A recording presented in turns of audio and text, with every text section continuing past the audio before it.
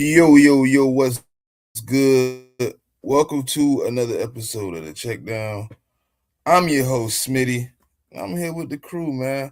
What's good, Dre? What's good? It was good, man. I'm happy to be back with the people, man. Blessed to be here another Saturday. I'm ready to get to it. Yeah, man, a couple interesting topics to get into today. But first, Pop, how you feeling? I'm chilling, chilling. Glad to be back with the people.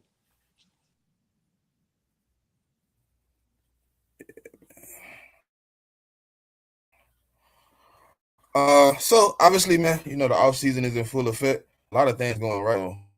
First topic, man, we got to get into is obviously the possibility of the ref holdout.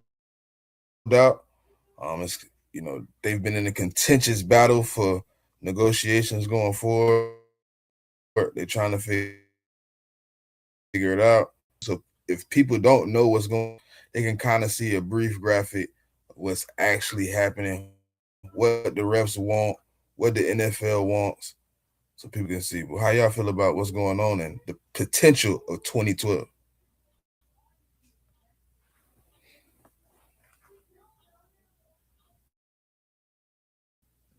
Yeah, I mean, fail Mary, man. um, I think we're all old enough to remember fail Mary. Some of the younger people might not remember it. Um, that was the last instance we saw of this happening, but it wasn't interesting enough the last time there was actually a strike with the referees. The last referee strike was actually in 2001. Um, it only lasted a week. And both situations, it took one egregious call to basically bring back the referees. So if we do have to enter the season with some replacement referees, I don't think it'll be for long. I don't think it'll be at the most maybe a quarter of the season, and even that, I don't know if I don't know if that'll work because I mean we'll get into it, but the NFLPA also came out and had some comments about this whole referee situation and why it could be a problem. So it's definitely something to monitor and hopefully something that is resolved soon. Yeah, I don't want to see another 2012. I don't want to see that. I don't think anybody wants to see that, especially with replacement refs coming into the season. I will say this though.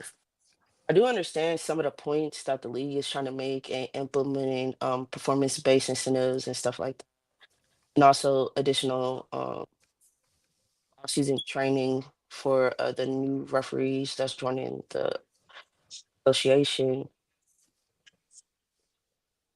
It's some things I think that's beneficial to the game, and other things I think like the refs kind of want. And I don't know if they're going to be able to come to a middle ground by the May 31st deadline. I have to get this done in. I do think Well, it's kind of hard because as we watch the NFL, there's games that's aired the same day, same play, different calls. I think that's been a big issue, at least for me, the last 2 years, is the inconsistency in some of the flags that are being called.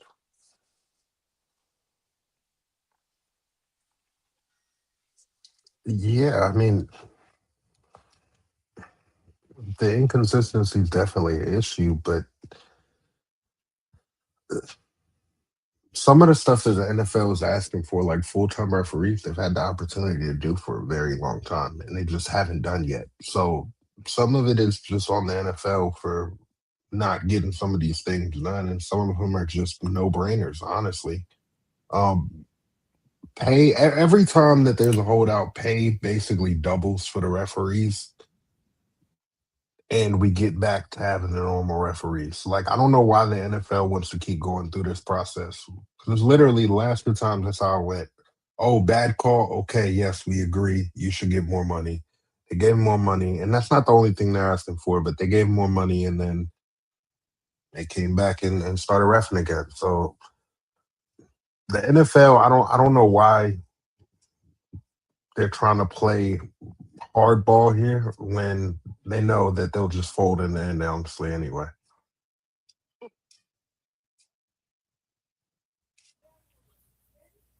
I think it's a interesting situation because the NFL obviously, yes, they could have made referees full time, but their argument in this is they don't believe every referee deserves to be full time. They only want to give full time to the upper echelon of referees. So the referee association is saying, hey, if you're gonna give some of us, you might as well give all of us. Um, but the NFL is saying, okay, well, we're willing to give all of you full time, but we're going to extend the probationary period of which you become a union member. So they're saying, hey, we'll give you full time, but you got to be with the NFL for 5 years first. Or I think it's 6 years. Let me see. What's the probationary period the NFL want? Is it 6 years?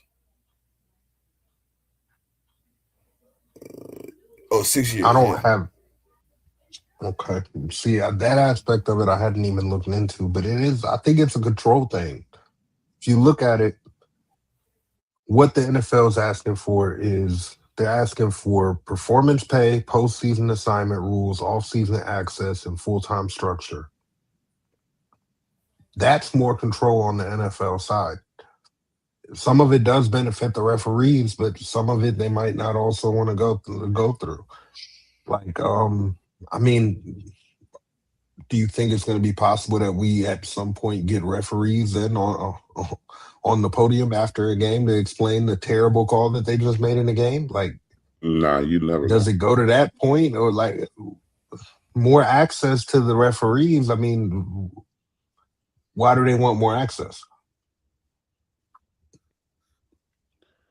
I mean, put it like this: like in no other sport where you see refs, well, at least in at least in America, USA, right? I'm not gonna speak to soccer and all that, but like the referees don't are not holding press conferences post game. I don't think you're ever gonna get that. Um, I mean, I can see like both sides of the argument. Like I can see how the NFL want like it's like going to work and they put you on a probationary period until they make you permanent, give you benefits or whatever. So I can see that aspect of it that they want you to be a referee for a certain amount of time before they give you these benefits. I think 6 years is a little bit too long. I think they could cut that in half. I mean, something like 2 or 3 years. Like I could see that. Because I mean, once you're, I mean, the thing about NFL referees, like once you referee for a couple years, it seems like those guys don't really go anywhere, and then obviously it's not their full time job, so it's like I mean, you don't get much movement, unless they've been there for a certain amount of time. Like they normally just ref until they retire or whatever. So I can see both sides of it. I mean, I don't think a deal gonna get done by the deadline. Like, I mean, like the NFL just they're more of a reactionary business, right? So, I mean, I can see a deal getting done right before the season starts. I mean, something like that. If it doesn't, then it's going to be like 2012 when like it was. I think it was what the first 4 to 6 weeks of the season. And then there's always a breaking point which made the league come back to the table. Just like we can't do this anymore. So I just think that's what we're headed for.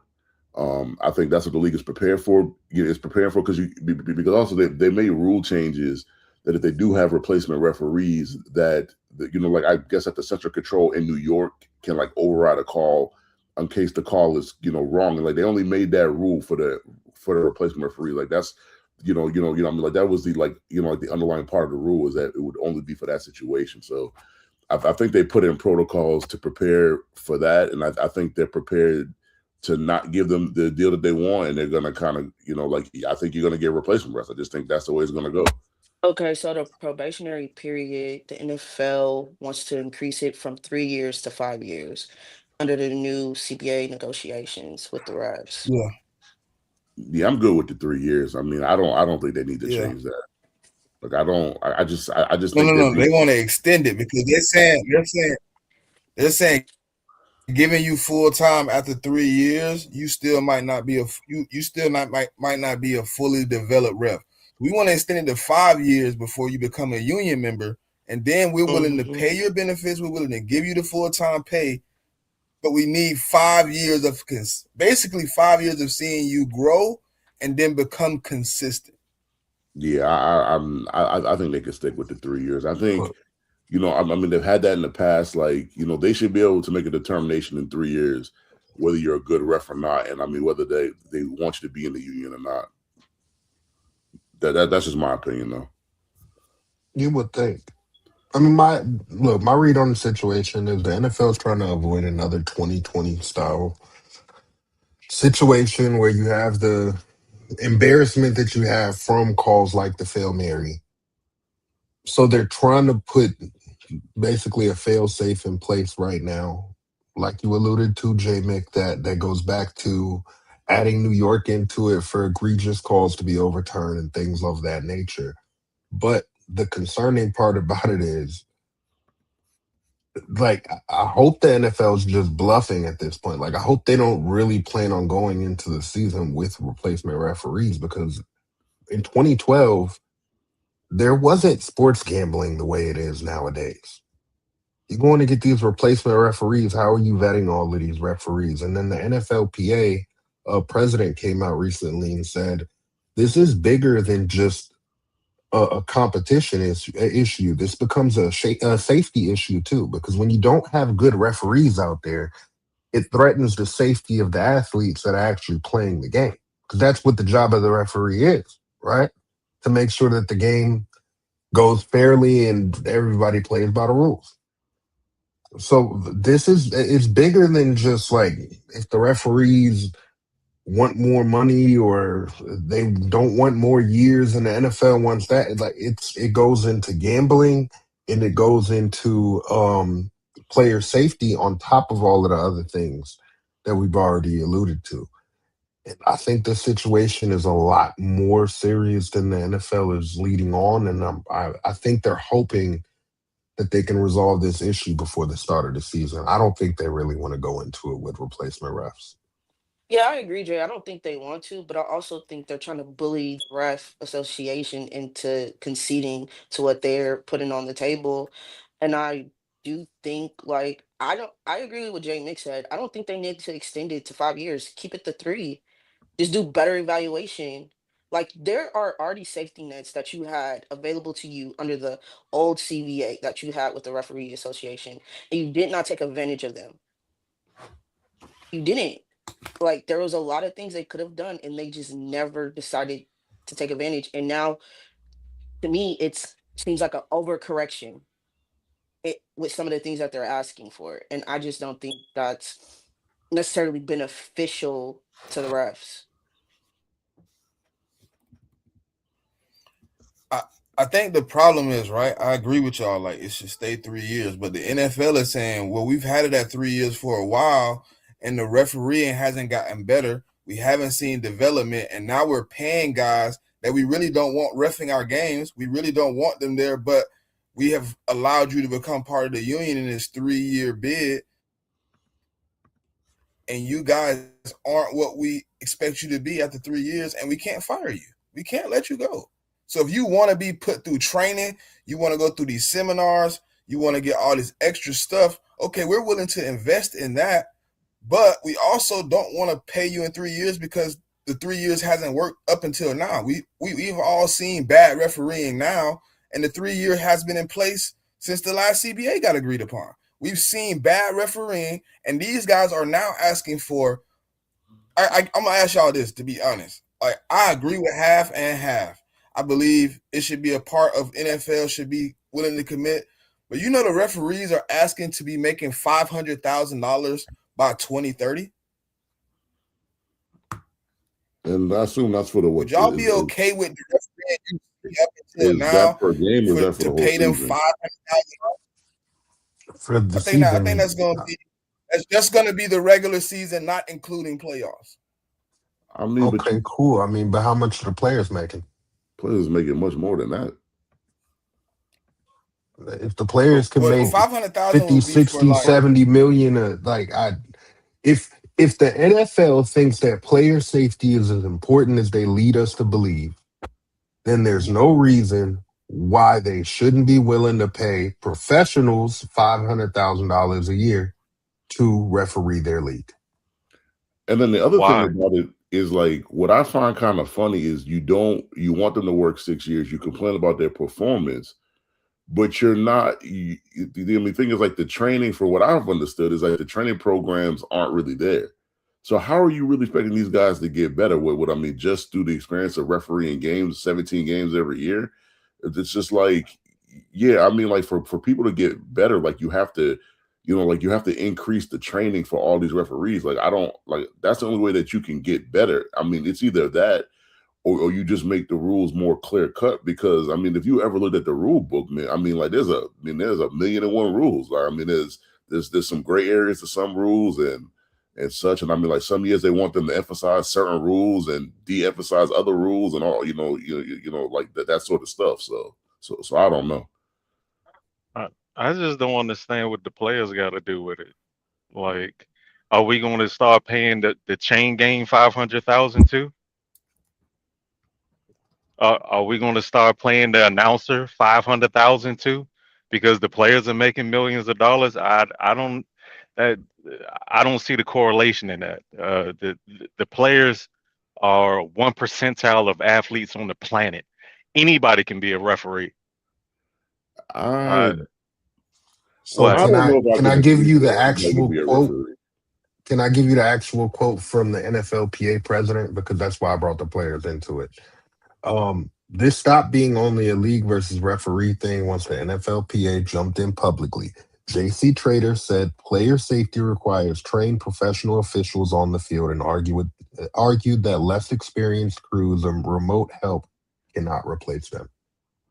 So the president of the NFLPA disagrees with your take.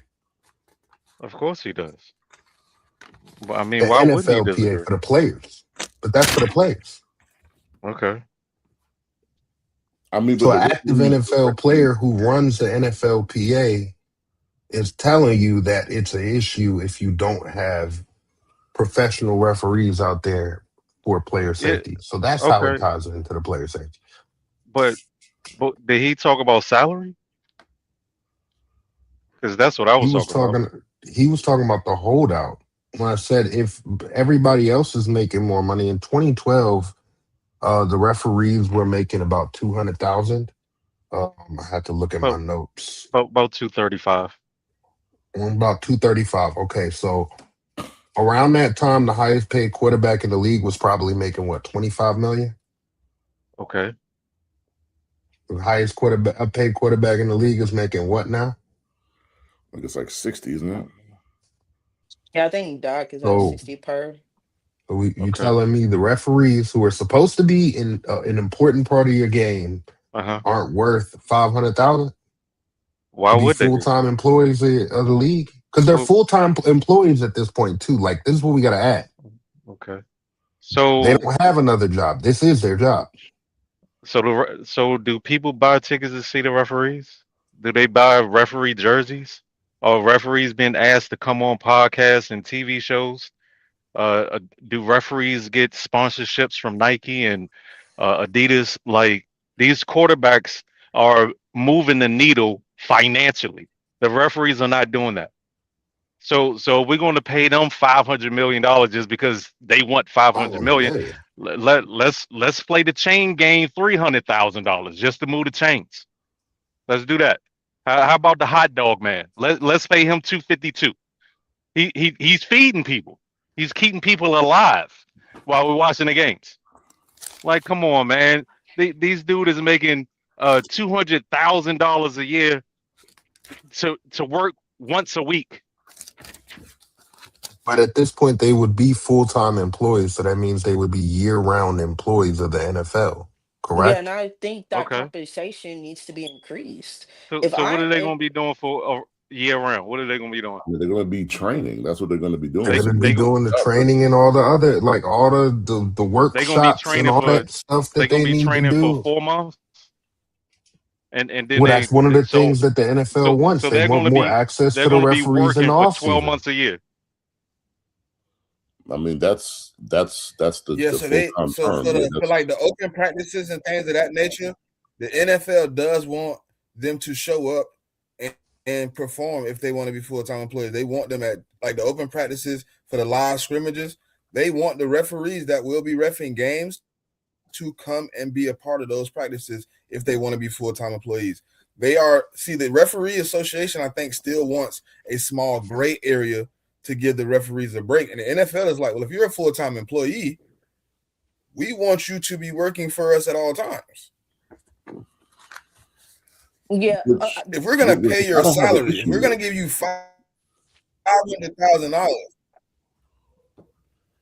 Yeah, but my thing is, I don't have an issue if you're going to if we're make gonna them give you full the time salary, then we want employees and give them full time benefits and do all the right. full time stuff. I have no problem with NFL wanting them to be available 12 months out the year, be available in the off season to go to these like joint practices and these like live scrimmages and be there to kind of referee those because it not only helps the refs, it helps the teams in terms of they're trying to get ready for the season. So I mean, I'm sure if they have a lineman that's like doing something incorrectly, then like the referees at these open practices is, I mean, like they're only like it's a win-win. It's helping the refs and it's also helping the teams. So I have no issue with that. I partially So disagree. I think there should still be a blackout period for the refs because there is a dead period within the NFL where what are they needed for at this period of time? So do think a blackout period for the refs should happen, but I do agree if I'm gonna make you full time, yes, I want to have just a earlier period in which I can contact you for if we could get these trainings in for. I want to be able to do that, but at the same time, I just think if they don't have the ability to do their other job when they are not working for the NFL, their salary has to be able to compensate that loss of income for them. But I don't mind them getting a pay raise. To be clear, the union side feels when you compare the salaries of referees in the NFL to all the other major sports, they feel like they're being undercompensated. They're not getting the same benefits as these other referees from these other sporting leagues get. And I mean, if that's the case, wouldn't you be fighting for the same thing though? Wouldn't you just be fighting for, I mean, for the same benefit you see other people in your field getting? Yeah, absolutely. That's why I don't see anything wrong with what the refs are asking for. I just, I'm gonna just say this. I feel like a lot of what's been coming out for the NFL side has clearly been agenda pushing. Like they're trying to force their demands on the in these negotiations and force the refs to just settle for what they want to give. And so I just believe this May 31st deadline is gonna come and no agreement will be had. yeah, but the I, thing about the league is that's what the league does, even with the players. Like when it comes to CBA time for them, like they tried to hardline the players union into what they want. And a lot of the times, like they're like the owners are winning in those like CBA discussions with the players. So it doesn't surprise me that they're trying to do the same thing with the referees. Let's just face facts. Like the NFL, like if they can get by without paying, paying a premium for something, that's what they're gonna do. Like they've shown that in many different areas. So I honestly wouldn't expect them to do anything less, personally.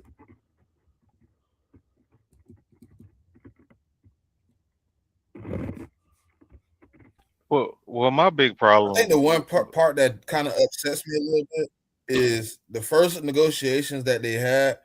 The NFL sent guys to the negotiation with no power to negotiate. I think that's what sparked feel of disrespect from the NFL Referee Association. And that's a good point. I get that. I think what Pop said though about them trying to kind of strong arm the referees, I think it's true, but I think that's why it's so big that the NFLPA did come out and say that they feel that the referees are an integral part of the actual safety structure within the NFL. Because if they view them that way and not just an accessory to the game, like some people view them, then they have more of a leg to stand on when it comes to the negotiations and they don't have to fold as easily, I feel. Yeah, but do you think the owners really care what the players are talking about though? Because I don't think they do. If the players say, if they say this is a safety issue and we're not going to go out there, I don't know if it would escalate to that level, but when the NFLPA president is saying that this is a safety concern and it's an issue for the players, If they went in to say, "Hey, we're not going to go out there until this referee thing is figured out," what do you do as the NFL? I mean, let How me was put it to you like this: like, how if is they it a wouldn't strike, safety issue? let me just say this real quick: like, if they wouldn't strike on their own behalf, what makes you think they're going to strike on the behalf of the referees? Like, I don't see that happening at all. That's what I was about to say right there, because they didn't even strike for themselves. I don't think they're gonna be willing to strike for the referees. I don't think they're willing to lose that bread, bro. I don't. I don't think they're willing to forfeit that money and you for per game and all that for referees. I think if they could, because the referees that they're bringing in, the replacement referees, they will be doing exactly what the NFL wants from the current referees, with being in camps, being at these live scrimmages and live practices, right alongside the teams, getting some hands-on work before the season. So the players are gonna see what they have to work with. You know what I mean? And I mean, I don't know how that's gonna work, if it's gonna be good or bad. I don't want to see 2012 again. That was a nasty situation, right? But I think, like, at the end of the day, like, both of them have to kind of commit to some type of sacrifice. The NFL might have to give up the salary. The NFL referees might have to give up a small amount of that gray period that they want. You know what I mean? The NFL might have to commit more to the training, but they might have to meet in the middle on the probationary period, where it's 4 years, or you know what I mean, an extra year, so we can really evaluate. But I think it's gonna have to be a joint situation. Nobody is going to get what they want if they expect the other one to completely pull. It's gonna be one of those situations where it's gonna have to be some type of sacrifice on both ends. I just don't like they keep talking about safety issue. I'm lost on that. Like, what is what how is a regular referee going to keep players safe? Like, is he like a fortune teller or something? I mean, because a hip drop tackles, a chop block is going. I don't like. How do they prevent? What does safety have to do with it? I don't understand that. Well, maybe you should ask JC Trader, because that was his statement. And I'm just saying, if the NFLPA is backing the NFL Referee Association, it's good for them and it gives them a leg to stand on. That's all I'm saying. Well, I don't know him, man. If you got his email, I'll probably hit him up. But I don't understand. I don't see the correlation between safety and referees. They officiate the game. They call infractions. They don't keep people safe. Uh, act, injuries happen. I don't see what a referee can do to stop an injury. So I'm on the NFL side this time. The referees don't want to be held liable. They don't want to be disciplined. They don't want to be held. Um, uh, they want to stay in a seniority based system where the longer that you've been there, um, you, you go first, you get first dibs on playoff games. The NFL wants to take that away and put it performance based. It's going to be week by week, okay? And if you are up to standard, we're going to get rid of you and get somebody else in here to do your job. They don't want that. Why not? You're getting paid 230 something $1,000 a year, and you don't want somebody to base your job on your performance just off the strength that you've been here for 8 years. You should. That's not the argument though. I don't know if he's still talking. I might. Is he still talking? Am Uh, I having issues? I'm not uh, sure because his yeah, he was kind connection of keep cutting in going and in and out. I'm out. not So sure. I don't know. Okay. So for me, I feel like the NFL Referee Association's biggest issue isn't the control that the NFL wants. I think their issue is, okay, because they don't want to make everybody full time employees, but the people you make full time employees, like, you got to pay them as such too. Then they don't mind at least in my opinion, I don't. From my understanding, they don't necessarily mind the fact that um there will be a little more accountability if they're being compensated like others in their field. But other professional referees are making a lot more money than the NFL referees, and that's their issue, their My only, biggest issue, at least. my only thing was I thought it was already merit based because I thought it was based on their performance. That's who gets the playoff games. That's who gets the Super Bowls. That's who gets the primetime No, it's games. like it's almost random. No, Yeah, It's not. it's it's based It's like off of random, but seniority. seniority comes first. Seniority comes first, and then the rest of it is picked randomly. Yeah, but yeah, the and way I they think positioned it for the Super Bowl is like those are the best refs of the year. That's how they positioned it to me, at least. they I might mean, they have can. did that this. I don't know So if they that's do that's that every year, but a lot of times it's seniority based. And now what I'm seeing is it's performance evaluation, like who is performing the best. And I don't think that's necessarily in contention for the referees. We got a question from the audience. So Miles asked, he said, "Ask certified if he ever worked off commission." yes, I have. I do it right now. What's his next question? I don't know. Yeah, that was just one question. Well, ask him. Well, I mean, he can hear you. Yeah, yeah. I mean, I mean, You you the think I'm on message the phone relayer. with him? We in the, like we're in the screen You here. you I'm the you just the saying I'm message reading the relayer. So I'm asking messages. you to relay the message. well, no, I mean, he's in the stream, so he can hear what you I say. know, Mick. I'm joking with you, Jay. But I was in a bad area. But that is what they're saying. They don't want to be held accountable for their decisions. They want to stand on the fact that they've been employed by the union a certain amount of years, and the NFL wants to get rid of that. And I mean, what's the problem with that? but do you think it's them not being one to hold like? Because to me, I don't think it's all of them because I don't like because the thing is like, for example, like when there's a bad call and then the coach at the end of the game he criticizes the refs, they're Okay, gonna find the coach because they don't want you criticizing the referee because it's part of the game. So okay. I don't know if I can agree that it's just like they don't want to be held accountable. I think it's a 1A 1B thing. I think the league don't want you criticizing the referees that they're paying to referee the game.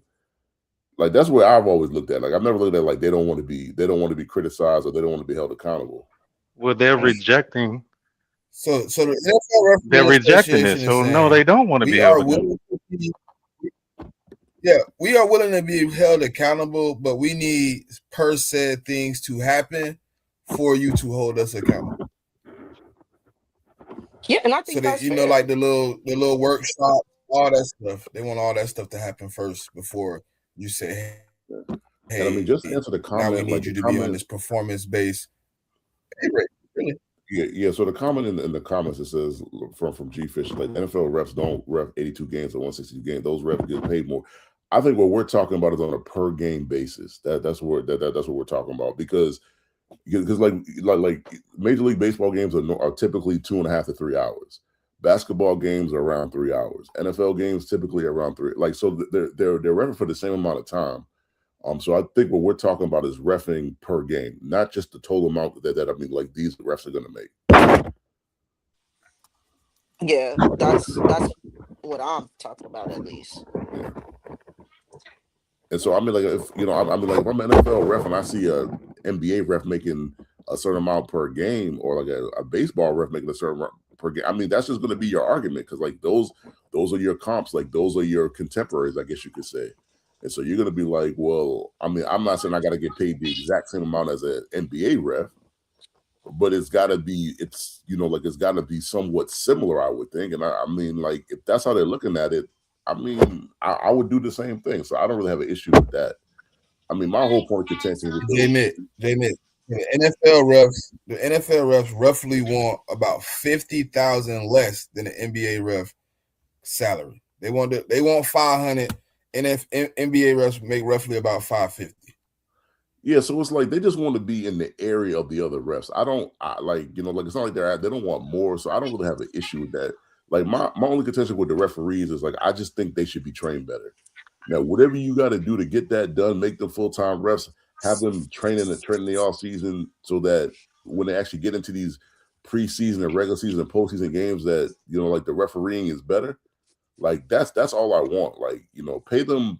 I'm not saying pay them whatever because it's a business, so I mean like it's got to make sense. But like that's my main point. It's just like I need them to be trained better, and then I need them to make better calls on the field. That's it for me. The I, NFL, the NFL or the NBA referees, they are full time employees, right? Yeah, I believe so. Yeah. So to me, real quick, just to the point that G Fish made, I don't necessarily care about the amount of games because if you want me to work for you all year, I should be making what other referees are making for working for their sport all year, their argument. And not necessarily, oh, well, I mean, we ref less games, so we should be paid less. Like, I don't think that works if you want guys to work for you full time year round. Now, that's not every referee. And in the NBA, I'm pretty sure not every referee is full time and not every referee makes that 500,000 a year. But there are referees that, if they've been there long enough, they make that figure, right? We're talking about that 6 year number, for example. Let's say a referee that's now been with the NFL going on his 6th year now does make maybe 500,000. Maybe it is early on, it's more experience based. Like once 1 to 2 years, you get a certain salary. 3 to 4 years, you get a certain salary. Year 5, you get a certain salary. And year 6, when you become locked in full time is when you make that 500,000. Then once you are a full time employee, I don't think that's the issue. But if the NFL doesn't want to pay these guys, I don't know. I mean, I guess we'll see what happens. Yeah, and I just looked up the NBA's rule that they have, and it's essentially what you just said, Dre. It's a pay scale structure based upon performance and seniority and how well you do your job. So, and there's also additional incentives that are in there for said performance as well. So, I just don't see what's the issue with the refs kind of structuring in the NFL, trying to structure their pay the same style. I don't think that's necessarily a problem. I don't have a problem with the pay style, but the amount, I, I, I just, I just feel like they worried about the wrong things. They, they, they, they pocket watching. You don't do as much as NBA referees. So why are you comparing yourself to them? You don't work as many games. You don't work as many weeks. You don't work as hard during the game. You're not running back and forth like an NBA referee. But I could also make, and not that I believe what I'm about to say, but I could also make the argument that like the NFL referees could be like, well, like the game that we're refereeing on makes more than the NBA game, like like in terms of revenue, like like the two industries are different. Obviously, the NFL makes a lot more money, so I could be like, well, y'all making more money, so y'all could pay us more. And again, you pocket watching again. That don't Yeah. have nothing to do with you. I mean, I, personally, Oh, that's I, I'm, actually I'm, hold on, real quick. I That's mean, because actually a that's part. like me That's going to my actually a part of the CEO and telling NFL him, associations.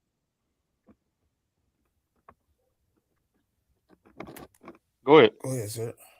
That's like me going to my CEO Uh, saying, "Oh, you making more money because the company make more money, so I get to make more money." That's not how that works. yeah, but if my performance is good, then I'm gonna go to my manager and say, like at the end of the year, my performance has been good, so I deserve to get a pay increase. That's what I would say. Maybe, but okay. And then I mean, so I'm what I just said. I don't necessarily agree with it, but like that's when they're at the CBA, discussions. That's what they could say. Like what I mean, like they could say like we're refereeing the game that's the most popular sport in this country, and we're not getting paid as such. And so I mean, like they can make that argument. I don't think it's a bad argument to make. I mean, they're probably like these are negotiations. So we all like I'm pretty sure we've all been a part of like in some shape or form like negotiation, whether it's at work, buying a car, house, or whatever. So I mean, there's give and take. Like you're not always going to get everything that you want, And so like I just think both parties got to show some sort of middle ground. And like what Smitty said earlier, I don't think the NFL started this, these discussions off on the right foot by sending, sending a party of people that had no authorization to, to negotiate. So already you're getting off on the bad foot already. And now, like, say I'm the referees, like I'm looking at y'all like, I'm like, y'all think this is a game or something? Like this is, they weren't taking it seriously. And so I just think that kind of puts this whole situation in a very bad situation.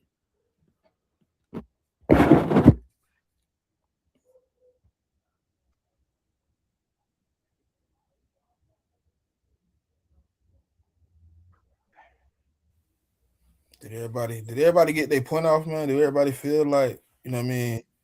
You said what you got to say to, what I mean, really stand this point because I don't want to move.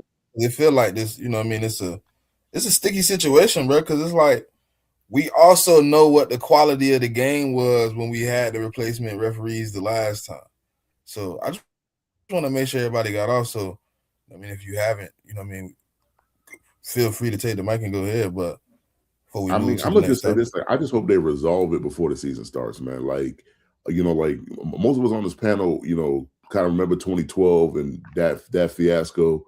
Um, it's April 11th. The season don't start for another 5 months, 4 months, 5 months. There's plenty of time to negotiate and get this, come to some sort of common ground that y'all could both agree to and kind of get it done. I don't want to go into the season where I don't want to see that again.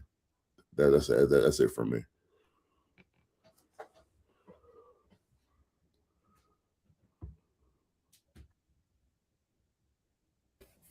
All right. The silence says everybody else got good. So we're gonna go into another little topic, man. Since we in draft season, obviously, draft season is definitely right around the corner. We've already kind of marched to the end of free agency. It's a few guys out there that you can sign, but we want to talk about a few teams that did and did not set themselves up for a good draft, man. A draft where you're not forced, or you are forced to draft a player. So, who want to go first, man? Who got a team they think set the stage, man, to be in a good position for this draft?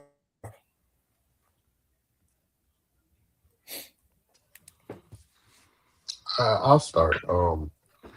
I think the Raiders put themselves in a great position. They would have been in an even better position if somebody didn't renege on a deal, but that's a whole nother story. But they, as of right now, I mean, they hired Kubiak. They made some nice hires. They still rank third in cap flexibility, and they have the second most amount of draft capital. And they hold the number one pick, and they brought in Kirk. So I feel like they're set up well to be able to address some of their needs in this draft, and also not rush Mendoza into being a starter. So I think it bodes well for what they've the vision that they've been trying to build over there. So I'm gonna say the Raiders.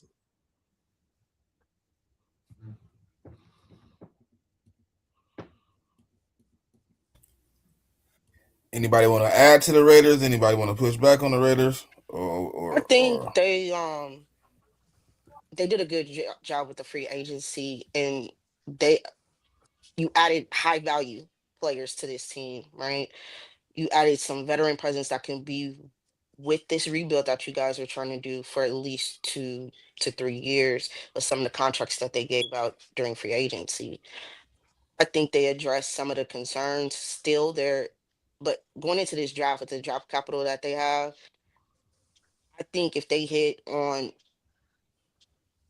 50% of their picks and you infuse more talent on the defensive side of the ball, add some more weapons in that wide receiver room, build that up. You still got two solid tight ends in Bowers and Mayer that you have there. Jinty, like he performed pretty well last year for him. To that offensive line. This is a team that's ready to kind of make that leap. It's not going to be this season, clearly, but I do like the future of this Raiders team in the next year or two. I mean, I have to agree with the Raiders. I mean, I feel like they signed a lot of the guys that a lot of people wanted in free agency. I mean, obviously, like they started with a bunch. I think they had like over 120 million in cap space. So I mean, like they had the money to build. I mean, for their ability to get the best players that are on the market. Got players on both sides of the ball. That's not on offense, but I mean, like got players on defense. I mean, like I like those players they got on defense as well. Um, and like Dre said, I think they would have been in better position if the Max Crosby trade went through because like now they'd be looking at 2 first-round picks this year and next year. But unfortunately, like that deal didn't go through. But I still like what they did. I mean, I assume they're going to take a quarterback number one. And then after that, I would assume that they have the ability of going BPA with the moves that they made in free agency instead of having to draft based upon need.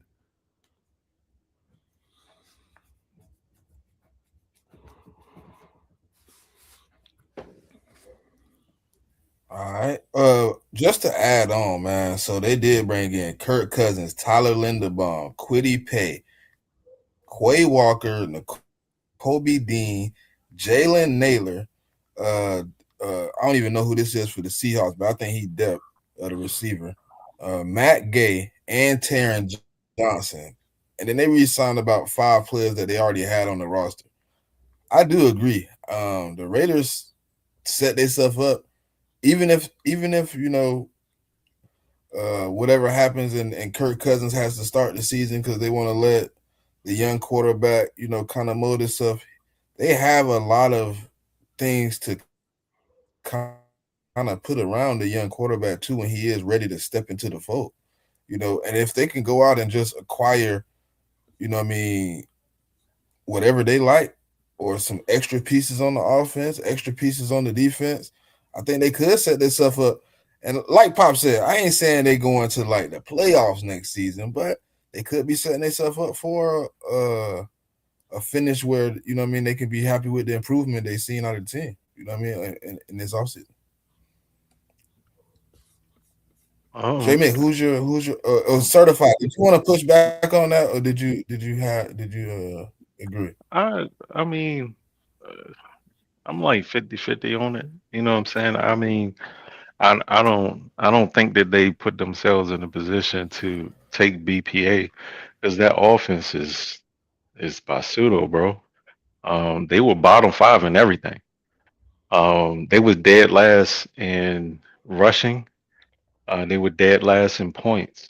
The only thing that they was bottom 5 was passing. And what's that? 32, 31, 30, 22, 29. I mean 28 in passing. So they need an influx of talent everywhere.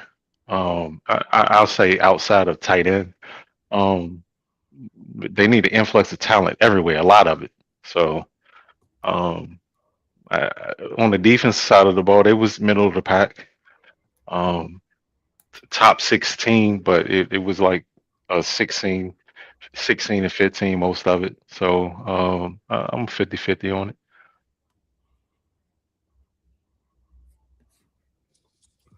Kubiak is what everybody thought All right. Shanahan was. That was the last thing I had to say on their subject. Thank you. Oh my God, man. Uh, uh, J Mick, give me Stay give on me script. somebody who didn't, bro, On the and who disappoint didn't the experts. who didn't set this Um, up. to me, I think the team that didn't really set themselves up for success is the Chargers. Um, I was looking at them and the Broncos. I decided to go with the Chargers. They didn't really make any signings, and from my understanding, the rationale behind that was they were trying to protect their comp formula. That's just what I was, reading about it. I mean, obviously they're set at quarterback.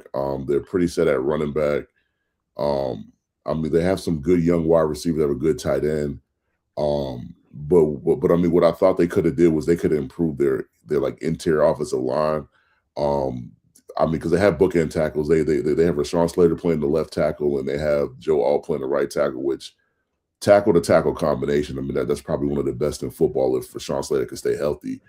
But I mean, my issue is their center and their two guards. Can I I ask know you a they question signed. about that? Say Or what? my fault. You were about to get to it. I was gonna ask you about Biotish because I didn't know if you had forgot about him, but you it sounded Yeah, like I you were was. about to get to him. So my fault. Yeah, I Go was ahead. going to say. I mean, they signed Tyler Biotis. Um, I mean, that was cool, but I think my issue with the Chargers was they I think starting free agency they had over like 60 million in cap space, so they had enough money to make a run at Lindenbaum. They really didn't do that. Um, and I mean, just to give an example, like the Patriots center, or like the Patriots had to trade their center to the Bears, who like the Patriots center was like a top 10 center. And I mean, if you know anything about the Patriots situation, they were going to trade him regardless. So I could have felt like the Chargers could have made that call, and the Bears didn't really give them. I think they gave up a 5th round pick in 27 for our center. So I just feel like they could have made better upgrades at center. I think they also signed Trevor Penning, who I mean, I'm not exactly the most high on, and then they signed Cole Strange, I guess, from the Dolphins, who we drafted, who I'm not like their center to guard combination to me is not I just don't understand how you would really want to go into the season with that guard to center combination. And I get it, like you can there guards and there's guards and centers in this draft. Um, but I learned the hard way last year that I would not want two guys on the offensive line that are rookies playing next to each other. Like I just don't think like if you have playoff aspirations and trying to get far in the playoffs, like I don't know how successful you're going to be with having two rookies at the center and guard position that are going to have to play next to each other. Like that could be an issue. Um, Defensively, they lost one of their edges. I believe he signed with the Commanders. I mean, he signed for big money. When they traded for Um, him, that was Owe. yeah, always. So it's like I think he got like 4 for 100. So honestly, I don't have a big problem with that because like for his production, that was a lot of money. So I mean, if they would have re-signed him, it would have been great for their team. But they chose not to, which I can understand because it was big money. And I believe they re-signed Khalil Mack. And they pretty much brought back their whole defense for the most part. They didn't lose a lot except for that one piece. But I just would have loved to see them do more and I mean fill more needs in free agency. I mean, so that when they get into the draft, like they're not drafting based upon need because like I don't think they have a whole bunch of draft picks, and I think their first round is around 2021. Um, I mean, but I do feel like they can draft for guards. They can get two guards in the center, and young players in the draft to back up their like current combination. Um, but I just felt like they could have did more. Like they had the money to do more, but they chose to protect their comp pick. I should say their potential comp picks in 27. Which is not a bad strategy for some teams. I just don't believe it was the right move for this team. So the I Chargers absolutely have agree. a first, a second, a third, a fourth, and a 6th round pick. Just for context. Go ahead, Pop. Yeah, because I think they traded their fifth and seventh or something like that. No, I agree with what you were saying, Jay Mick, because you want to protect your comp picks, but you're not doing anything to protect your quarterback. Like that just does not make sense. I watched what happened with Justin Herbert behind that offensive line last year, and it was not good. And you're telling me you couldn't make a run at any of these free agent guards that were available? You didn't make a run? Okay.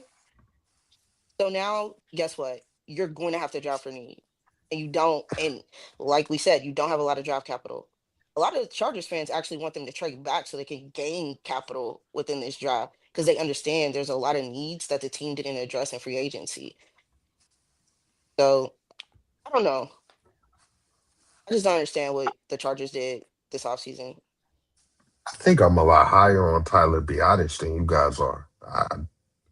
I think they have their center. Like I think center is no longer a position of need for them. Um, Guard position, yes, you need some upgrades. Yes,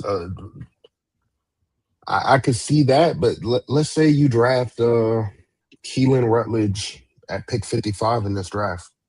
That's a great pick. That's a great pick.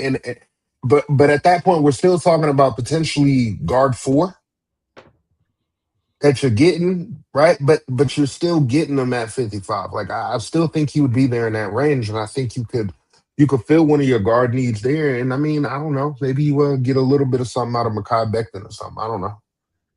I don't think Makai's Becton on not that there team no more. anymore. He's not there. Makai's not. I thought they No. re-signed Makai.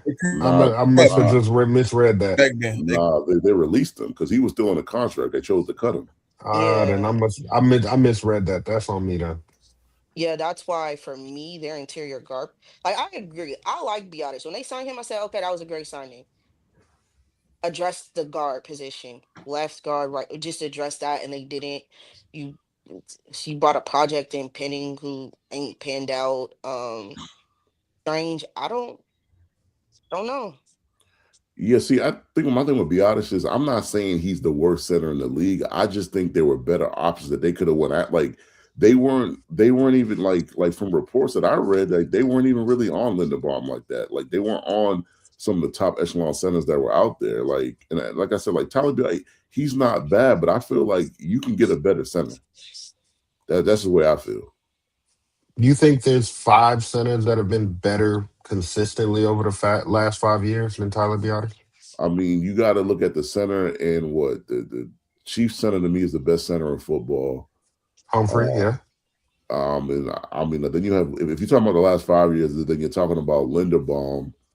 I mean, obviously, trying to think if we're talking about the last 5 years.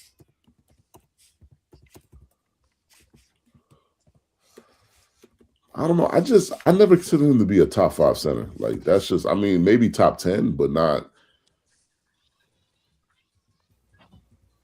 like So last year, now take this with a grain of salt. This is just to give some context. PFF had him ranked as the 11th out of 40 centers in the NFL last.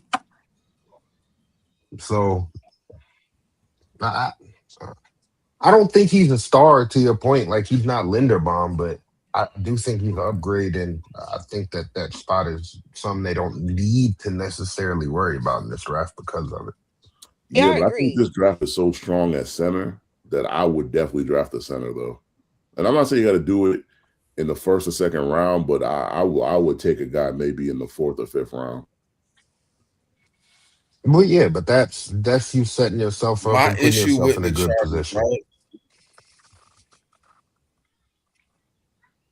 My issue with the Did- Chargers, right, is they went into a draft with a lot of needs and they don't have a lot of picks. They don't have a lot of things that they can address in 5 picks. I don't ever like a team going in that needs a lot of help, that has multiple needs in situations and don't have depth behind it either. So you need to address the depth and the starter with 5 picks. I mean, my thing is like it's kind of like they didn't learn their lesson on the line last My year, biggest issue. like because both their tackles got hurt. And so I don't even like the depth behind Slater and Joe Alt. Like they only have Trey, Pickens, and I watch him play. And so it's They got like, Trevor Penning too. yeah, but I think they're gonna play him at guard though. And then I'm just talking about the tackle position. Like what happened to them at tackle? They got hurt last year and they didn't have anything behind it, which hindered their ability to win play. I mean, they got to the playoffs, I mean, based upon the defense and Justin Herbert.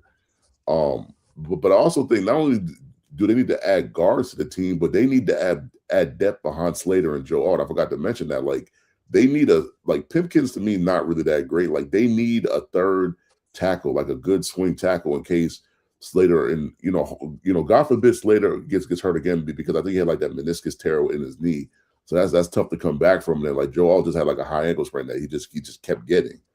So but it's just like they are like what Smitty said, like they need depth on that offensive line because like they have expectations. Like people are expecting Justin Herbert in that team to win a playoff game. And I think anything less is not going to be satisfactory for a lot of people.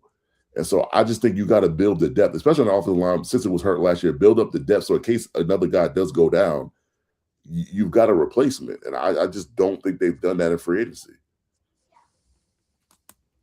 So is Trevor Penning expected to start at guard for them now, as of right Hey, now? hey, Jigga, are you As of right trolling now, me? yeah. Are you? You said what? I mean, on their depth chart, I mean, he's the starting left guard right now. I mean, obviously, we haven't gone through training camp, so I mean, things can change. But as of right now, I'd say yeah. I don't have an issue. Like, yeah, I mean, if you bring in at least one guard, I think you'll be fine. Every player on your offense line doesn't have to be a star. I think Biotish in the middle with those two tackles. You bring one guard in the draft, a Rutledge or Besantis falls or Pregnon. I don't think he falls. I don't think Besantis falls either, but crazier things have happened. You draft one of those guys in the second round, I think you're fine then at that point. Yeah, I just think you're taking a gamble. And I mean, you already had a hurt offensive line a year before. I thought you'd have learned from that you want to make sure you build that offensive line up. That was my only point.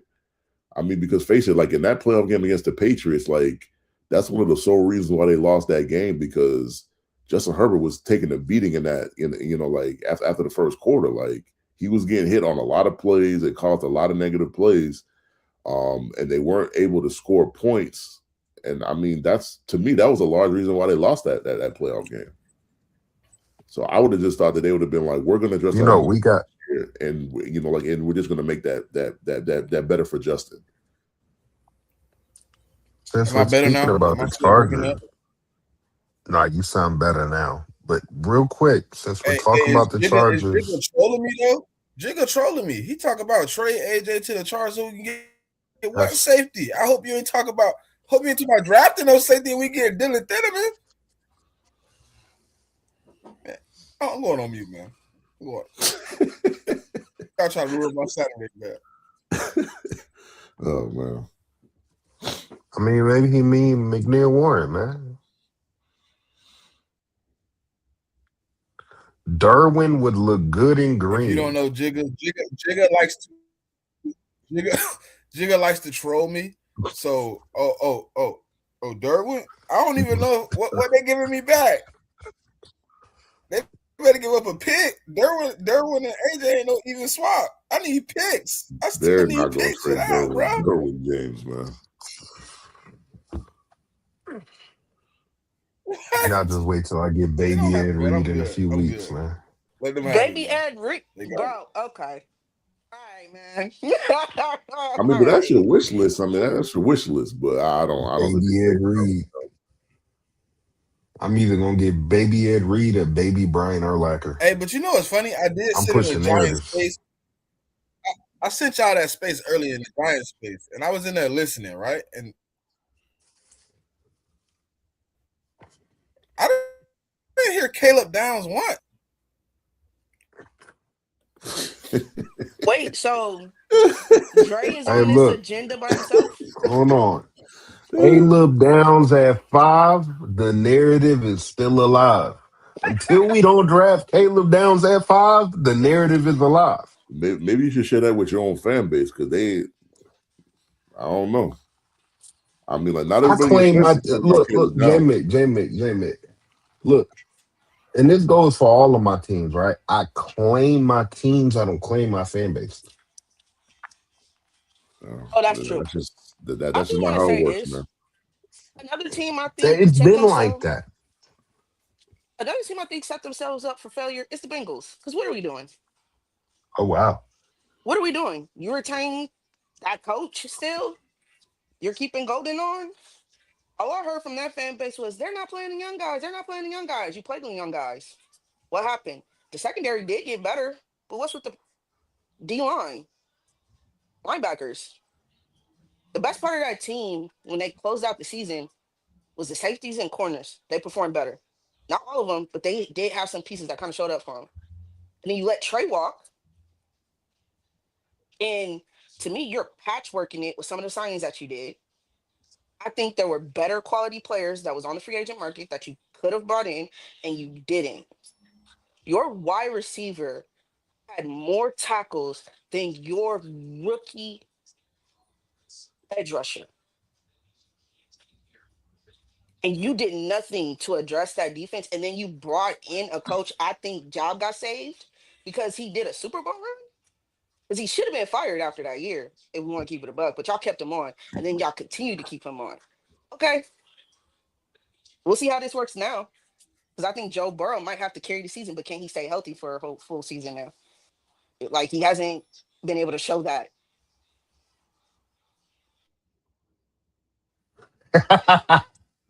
Joe Burrow healthy for a full season?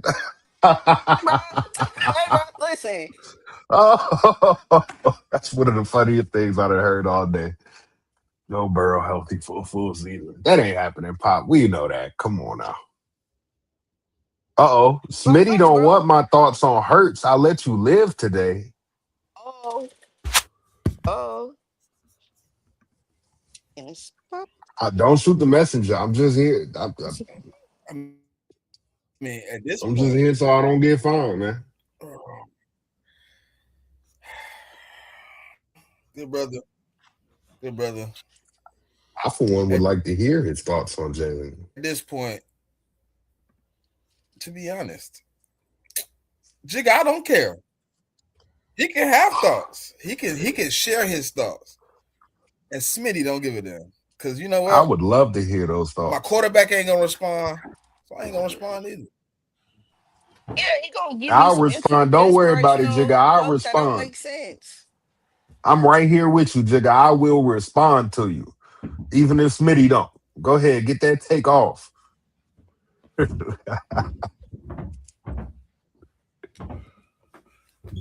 Uh-oh, I'm with you. I'm with you. See, here we go.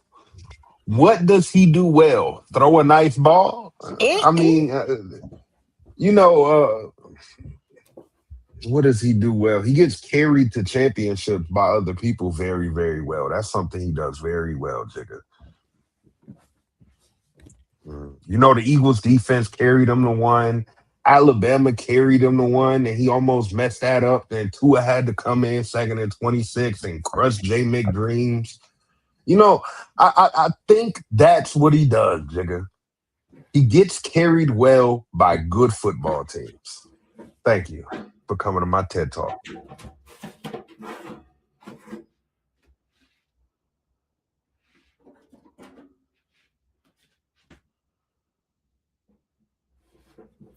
All right, so we're going to the next team that set themselves up well for a good draft.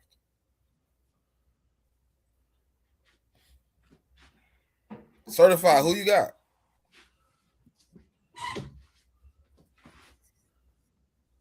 I got the Eagles. Oh, wow. Okay, I'll go. I think the Panthers.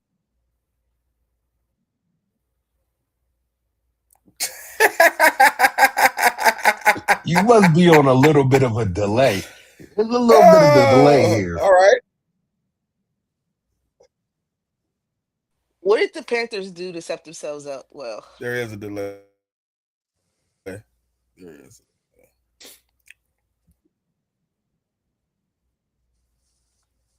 So which one we talking about? The Eagles or the Panthers? I'm confused. I think certified went first. Certified was first. No, he Certified just was said first. I'll go Eagles, and second. then I'll he go after muted State. up. Yeah, let him go. Let him go. Go ahead. Elaborate, my boy. Elaborate, my good brother, on how we set ourselves up for a good draft. I mean, you got the best roster in the league. You don't have any glaring needs. You might have some wants, but what's really a need? Quarterback. Let's stay on script. Listen, Um, the tackle.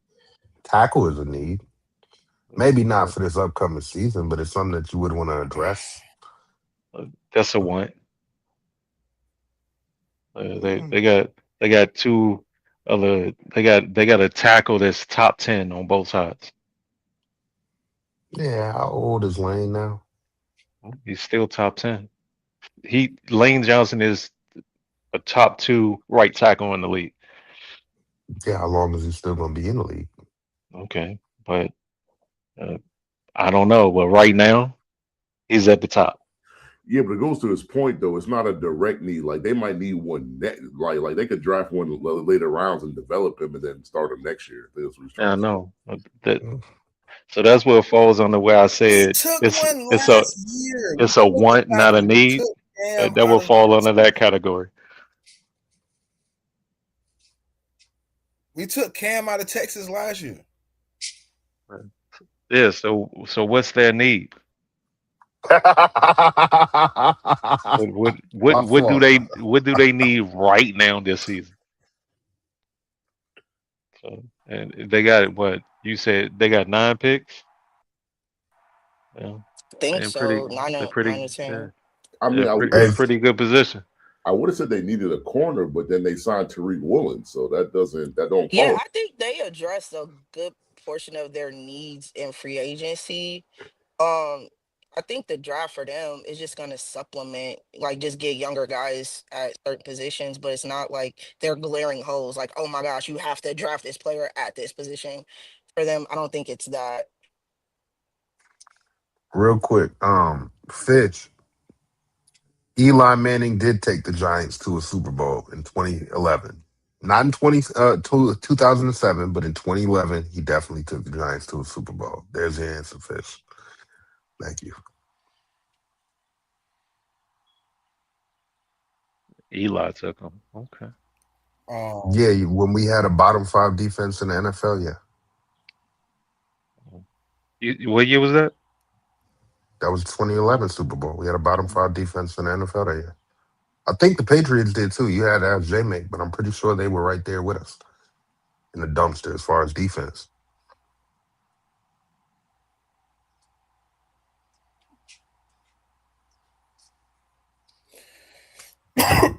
okay, so it's on me now for the. Mm-hmm.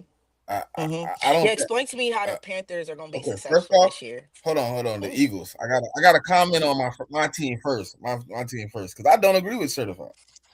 I don't think we set ourselves up for an easy draft. I think we have Mm. two very, very, very big glaring needs going into the draft, and it almost possibly force our hands early in the draft. We have a third need, but it's small, but we do need to bring in a tight end, a young tight end to move forward because all of our tight ends are only signed to 1 year deals. Two of them I don't think is going to make the roster. So we technically only have Dallas Goddard, who is a viable tight end. Who is our top edge rusher right now? Jalix Hunt and Nolan Smith. We don't technically have a edge rusher. We probably going to end up signing Brandon Graham to his 17th season. Our safety room right now is Marcus Epps, injured Andrew Makuba, and Michael Carter II, who's converting from nickel to safety. My linebacker room right now consists of Jalen Phillips, Zach Bond, and Jeremiah Trotter Jr., who's played a calculated of 60 snaps in the NFL in 3 years. I think we have glaring needs, and we didn't really help ourselves, obviously, because of the team that I brought up, the Panthers, outbidding us on the edge rusher we put all our effort into keeping. Shout out to the Panthers for that.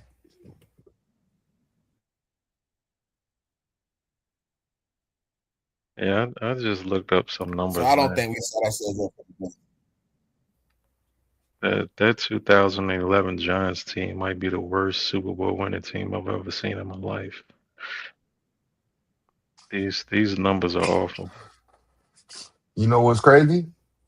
That's one more Super Bowl than I've seen your team win in my lifetime. Oh, okay, well, that's So, great. All the of that to Panthers, still Smitty, be what's behind. going on with the Panthers? What a loser. I think going into this offseason, they had two glaring needs: linebacker and edge rusher. Obviously, I think they overpaid for per set edge rusher and Jalen Phillips. I think they paid him a little bit out of his range. I think he should have been more in the 25-ish range. So I think he got a 5 million annually, more than what he should have. And then they went out and got Devin Lloyd to add to that linebacker room. I think going into this draft, outside of wanting to add a playmaker on the offense, I think to me they did a great job of like just limiting themselves to not having to first round. Hey, we have to get the best defensive player in the draft per se, or we need the best playmaker. They kind of got an option at this point. You know what I mean? I think going out there and grabbing some of those guys and then waiting later into the draft, and then you get Rasheed Walker as an offensive tackle to come in. I think they did some things in this offseason. They didn't have a whole bunch of things they did, but I think what they did was address the needs that they had that were glaring coming out of last season. So I think the Panthers set themselves up, to be able to kind of move how they would like in this draft. Yeah, I agree with that. I like what they did on defense.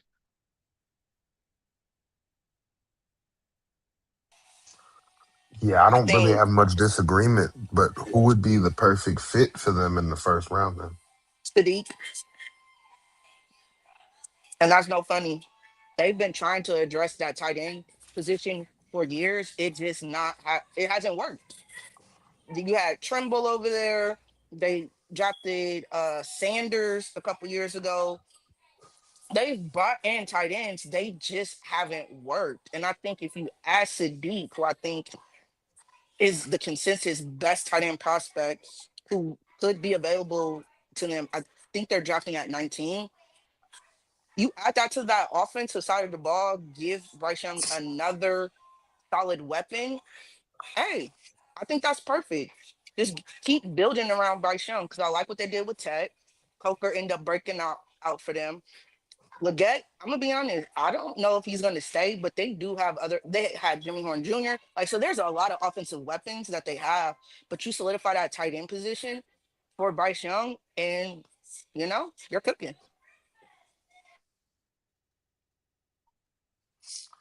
The quarterback I the think I Texans should think have I think I drafted. agree with that, right. If at 19 Sadiq is available, you go Sadiq. But I think if not, right, if you have to supplement, I think Eli Stowers, at that, if he's available at 51, could also be another guy that can solidify that area for you.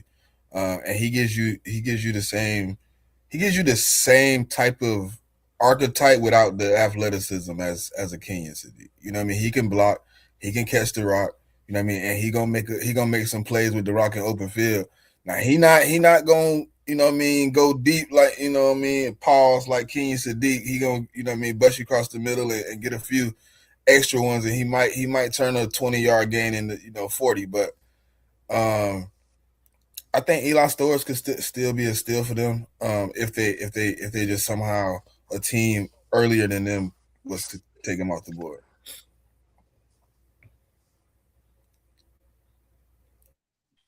Yeah, I Fish agree. wants Fish wants the Eagles to either draft Danny Sutton Do we do? or trade for Sweat. He talk about the Eagles. Nah, He's that's talking what about I'm the saying. Eagles. Yeah. They're going back and forth about the Eagles right now. Fish and I, Yeah, I can think anybody show me what they see in Danny Sutton? I want to see it. Danny who? He's the edge Danny rusher. Dennis And Sutton. then it's Sutton. Uh, I mean, I don't think he's a bad prospect, but you're not drafting him to the second, third round though. yeah. I mean, I think he's a raw product still. Not a first round pick to me. Yeah, I mean, and put it like this: if your front office drafts something in the first round, then you need to drive up there and you need to ask them a series of questions. Yeah. I think you could go grab him, like Mickey said, like maybe late second round into the third, but Yeah, I just think he's someone that you add to your edge depth. Like that's just how I view that prospect. hmm But as far as the Panthers go, I mean, I So thought who that want who wanna Well, wait. Hold on one second. So Who as want far to as the take their player first? wait, I didn't speak on the Panthers, Yeah. but as far as the Panthers go, I mean, I like what they did Okay. because I mean, like they signed they signed a linebacker that I wanted to sign, so I like what they did. And just to add on in the first round, I think they get themselves flexibility because yeah, if Sadiq is there, they could take him, but if Makai Lemon's there, they could take Makai, they could take Jordan Tyson. Like, there's a lot of offensive weapon, players that they could take in the first round if they drop to them that they could take. So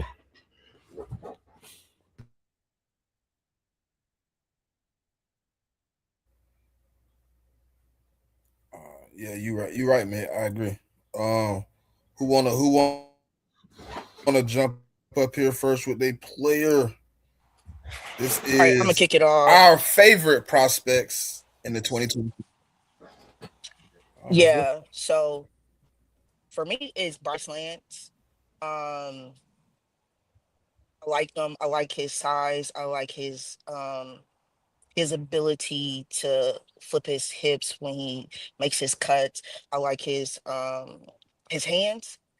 Because that was the one thing I was concerned with him if he was like a body catcher, but he knows how to catch with his hands. He knows how to use his size in the end zone to kind of position himself to make plays.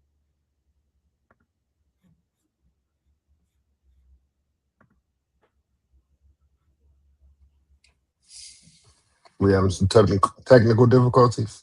yeah, I think she froze up. Let's give her a second to Okay. get back.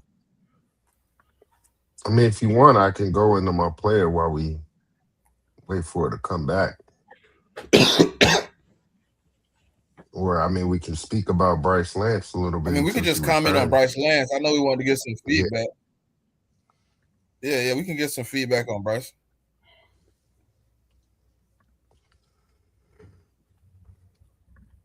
He's a big play FCF receiver with size, explosiveness, and one of the better testing profiles in the class. He brings real vertical and red zone upside. Um, 6'3" and a half, 204. Ran a 4.340, 41.5 inch vertical. Um, 415 shuttle, 7 second, 3 cone. 2025, he had 51 catches for 1,079 yards and 8 touchdowns. He's he's just an efficient guy that has some vertical juice, and he has a good size of speed, a good combination of size and speed. He's an explosive athlete and can stretch the corners down the field, and he's also not a bad blocker, which I like to see receivers that can block because I think it adds some value. Um, Especially if you're a run first football team who likes to pound the ball, you need guys that are willing blockers out there at receiver at times. So I don't mind him.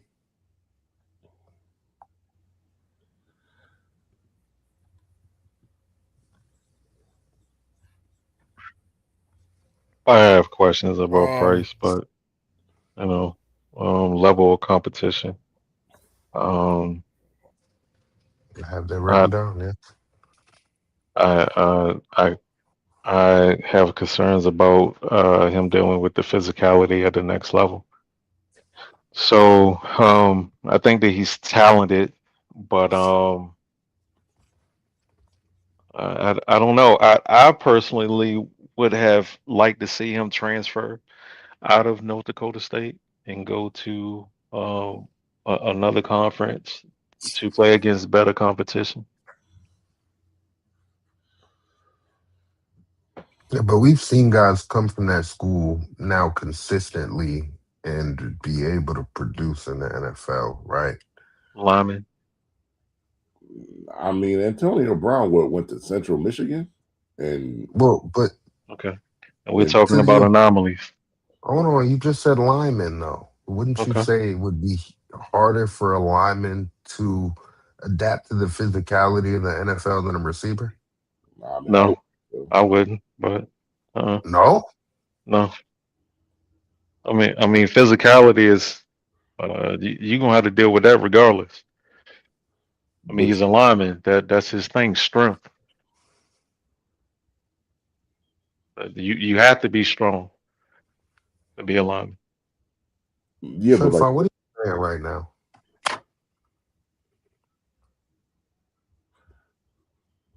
I'm confused.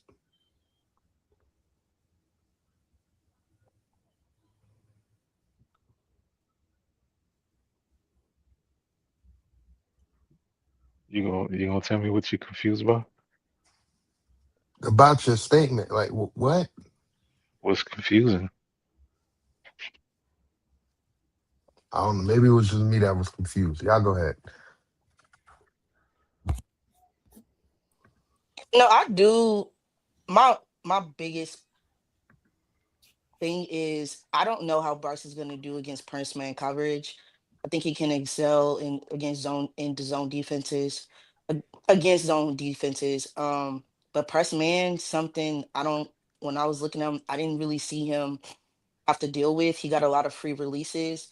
I also do think he needs to clean up his ability to get off the line. I think he uses way too much movement. His feet be a little choppy at times, and you can get better movement.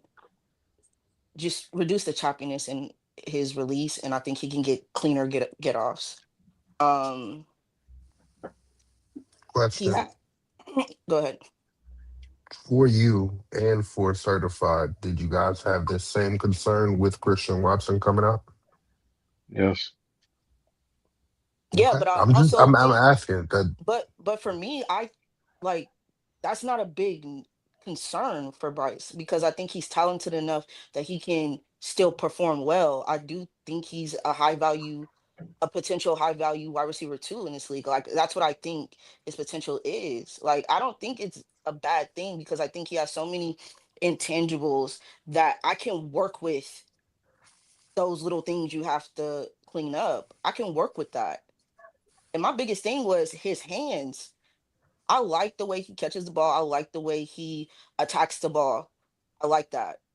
I like the way he uses his body between the 20 to the red zone. I like that. So to me, it's not a like I don't think he's not gonna be good. I think he can be really good because all the other things he brings to the table, I think is just valuable. so what I'll say about Lance is like I think his like his best strength is like his like his contested catching. I mean he's really 50-50 balls. He's like really elite at that. I mean like I also think another strength of his is his long speed. So I mean, and I'm pretty sure like whoever drafts him, I mean, they're going to utilize his long speed and his like 50-50 catch capabilities. Um, my only issue with Lance is like his release package. Like it's kind of what Pop said. Like he doesn't against press man. I'm not sure unless he improves that area of his game. If he's going to have trouble getting off the line of scrimmage to me. Um, I mean, but if he can fix that, I mean, he's going to be, like quite a wide receiver in the league.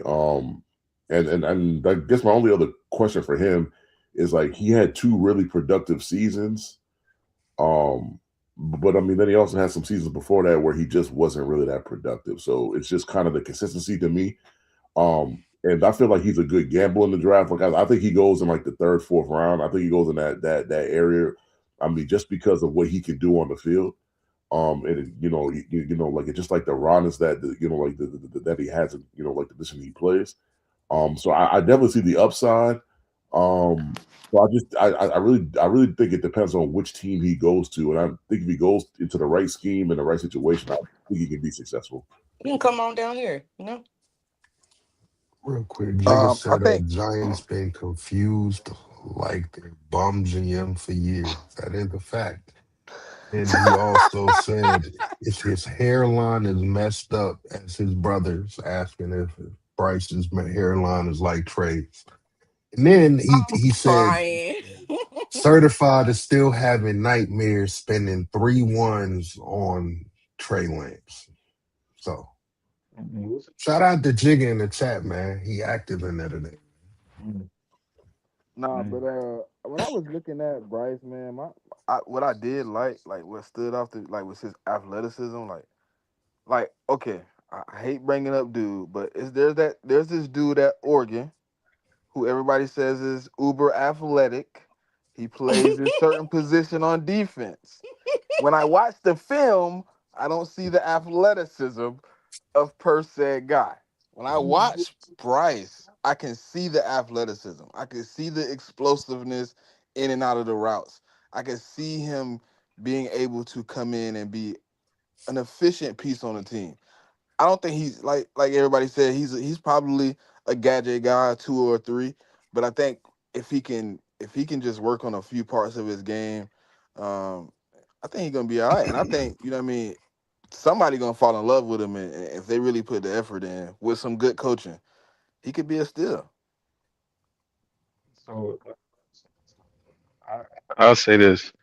I don't like wide receivers, cornerbacks, or quarterbacks from mid-major programs. I don't. Um, I feel like if you're a cornerback and you're going to North Dakota State, you're going there for a reason. You're not that good. Okay. Same thing with wide receiver. Same thing with quarterback. Now, you have your anomalies, of course. You know, you have your Steve Youngs and your Brett Favres. Um, you have your Terrell Owens and your AJ Browns. But or even what school did that what's the dude that just retired? Defensive player of the year, played cornerback for the Patriots. Oh, Gilmore. oh, Gilmore. Gilmore. Yeah, would then he go to like a D2 or something like that? Where did he go? I thought it was He went to the University of South Carolina. yeah. Oh, Yeah, okay. Well, Carolina. That's okay. Well, I was SEC country. okay. Well, I don't know any really good defensive backs that went to mid And majors. So, or, go ahead. what about all the prospects that are at Indiana right now? Do you What view those about it? guys the same way, or is it because now they played a year at Indiana, you don't view them the same way? Because all those guys went to a mid major too. Indiana plays in the Big Ten. But what I'm saying is those guys were mid Oh, the major head guys coach like brought all them guys D'Angelo over there. Pons. Exactly. He brought Okay. those guys over there from JMU. Like All the right. core of that team was built at James Madison. Okay.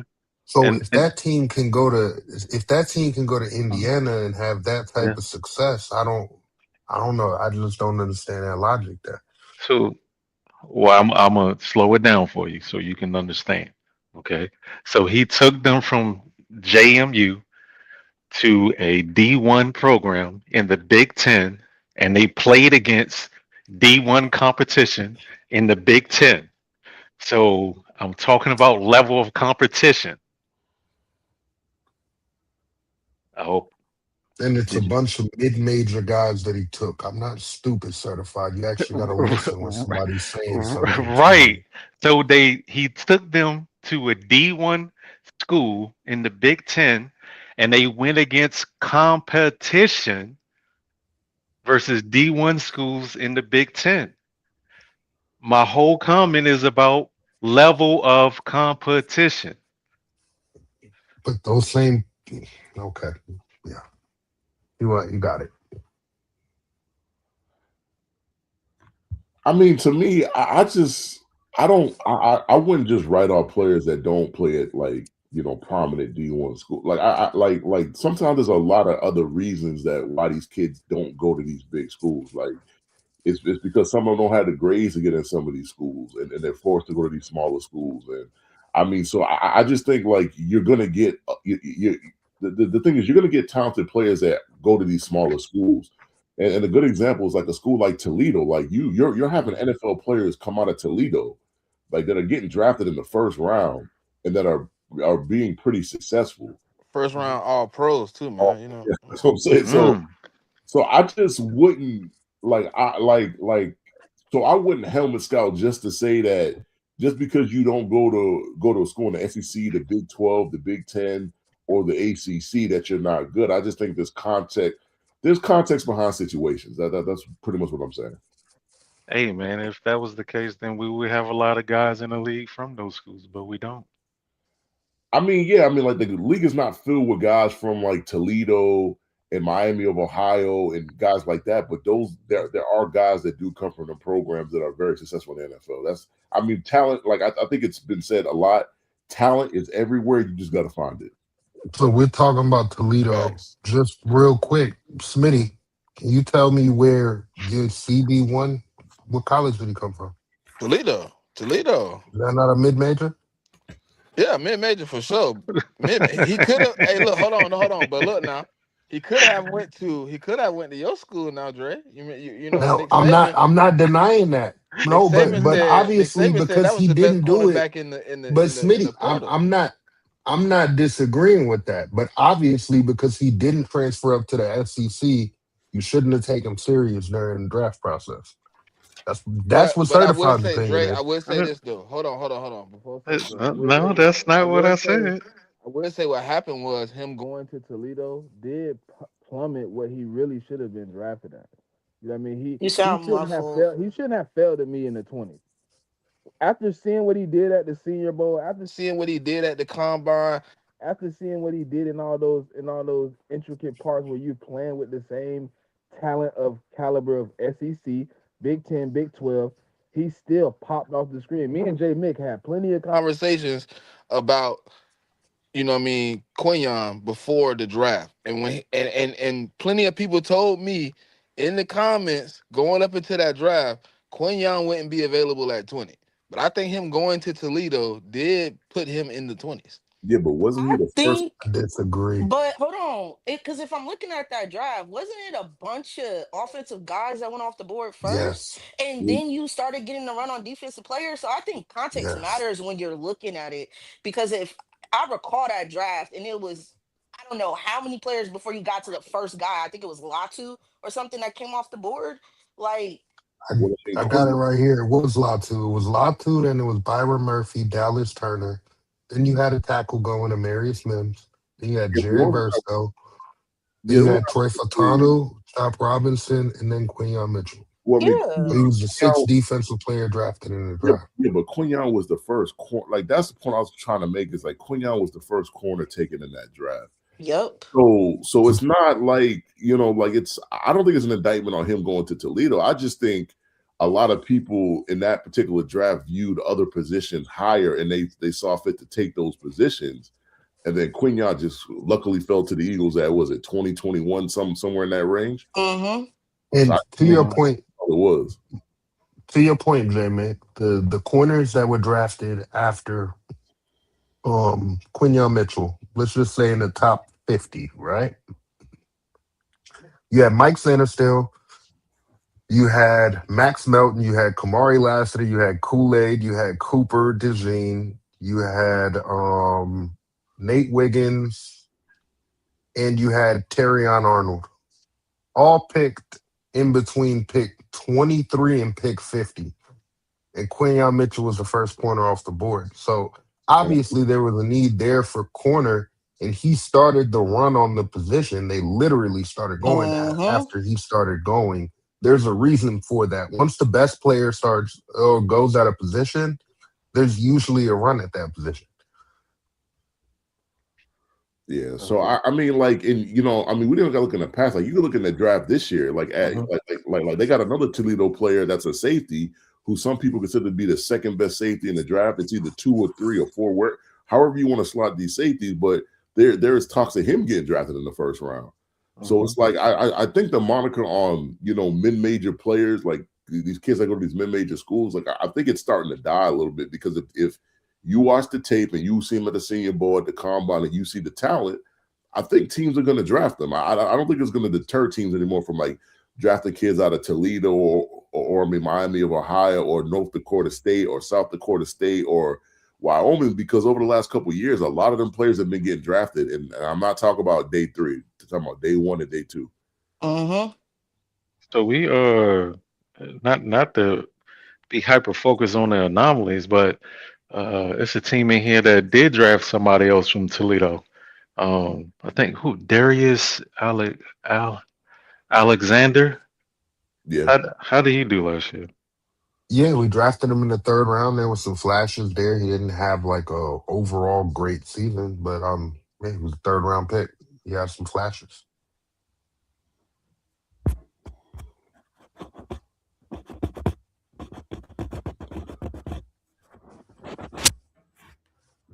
Somebody start DJing. Yeah. Um, But yeah, I mean, but it's just like, I mean, like, to me, like, I just think you can find a talent anywhere. Like, whether they go to Alabama, Georgia, Penn State, Michigan, USC, wherever they go, or they go to Toledo or North Dakota State or Miami of Ohio or like any of these small schools. I just think you got to do the work on the prospects at the end of the day. Like, if you see a skill set that you like at a position, no matter, I don't care where they went to school at. I just think they can be successful. Hey man, shout out to Toledo.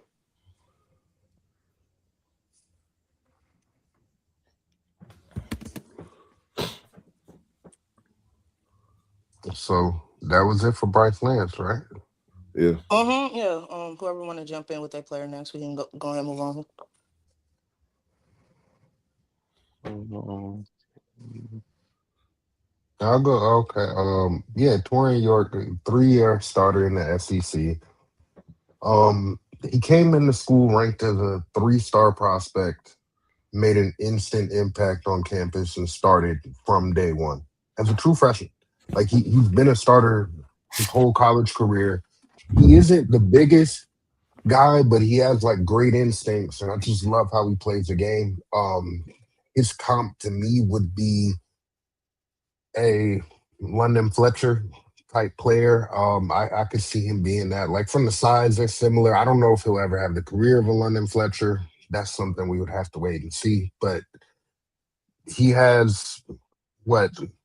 So he has 74 tackles year one as a true freshman, 8.5 tackles for loss, 3 sacks. He followed that up with 82 tackles, 9 tackles for loss, and 1.5 sacks. Then he followed that up again this past season with 72 tackles, 9.5 tackles for loss, 2 sacks, and a pick. And he's a fast like processor. It clicks for him fast. I think he trusts his eyes. He doesn't hesitate much. He fires. Um, the measurables aren't the greatest, and that's probably the biggest knock on him, right? He has shorter arms. He has 30-inch arms. Uh, I mean, he ran a 4.5. That's not great, but I feel like on film he plays faster than his 40 time would lead you to believe. Um, he's a really good player. I don't think he'll ever be like a star for you, but he could end up being a guy you draft day 3 and could be a 8 to 10 year starter for you, but not like a consistent all pro or anything like that. But I do think he brings a lot of value. Yeah, I agree. I think one of the things that I really like about him is his physicality at the point of the tackle. I really like that. I love physical linebackers. I love linebackers that know how to crack, and I think York is a part of that group. Um, his vision, his ability to go sideline to sideline with his speed is pretty good there. Um, he's like you said, you brought up some of his immeasurables or whatever, but I think I'm okay with that. I'm okay with that because I know what you bring to the table, and I surround you with the other guys in that room. You can shine. So I, I do like him as a like fourth, fifth round pick. He can bring value. Yeah, I think what he lacks in measurables, he makes up for in instincts and actual like play on the field. And I think it's kind of it could be a case of teams just being a little bit cool off of him because of those measurables.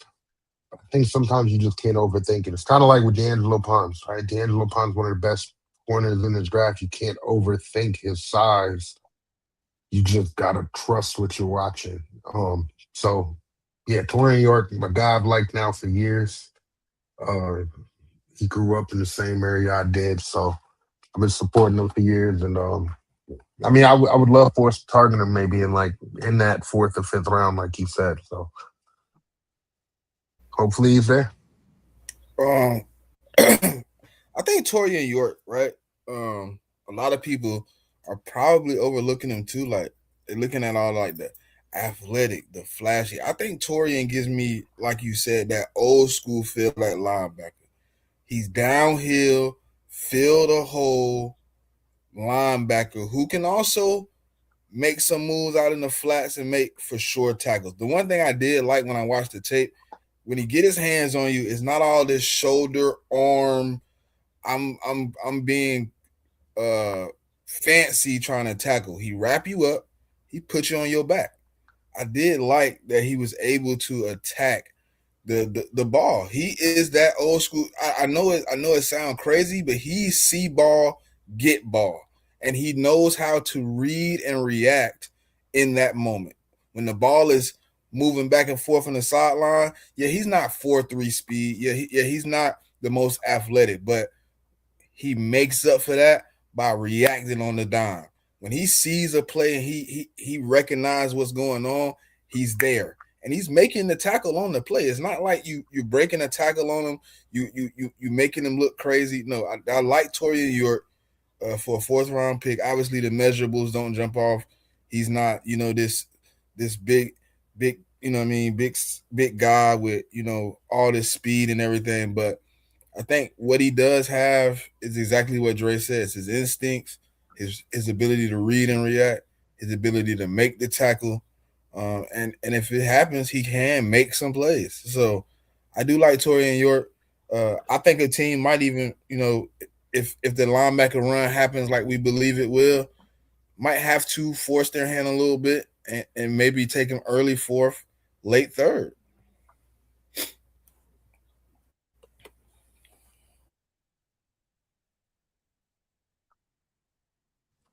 I don't know if a team would go up that far. I don't know, late third.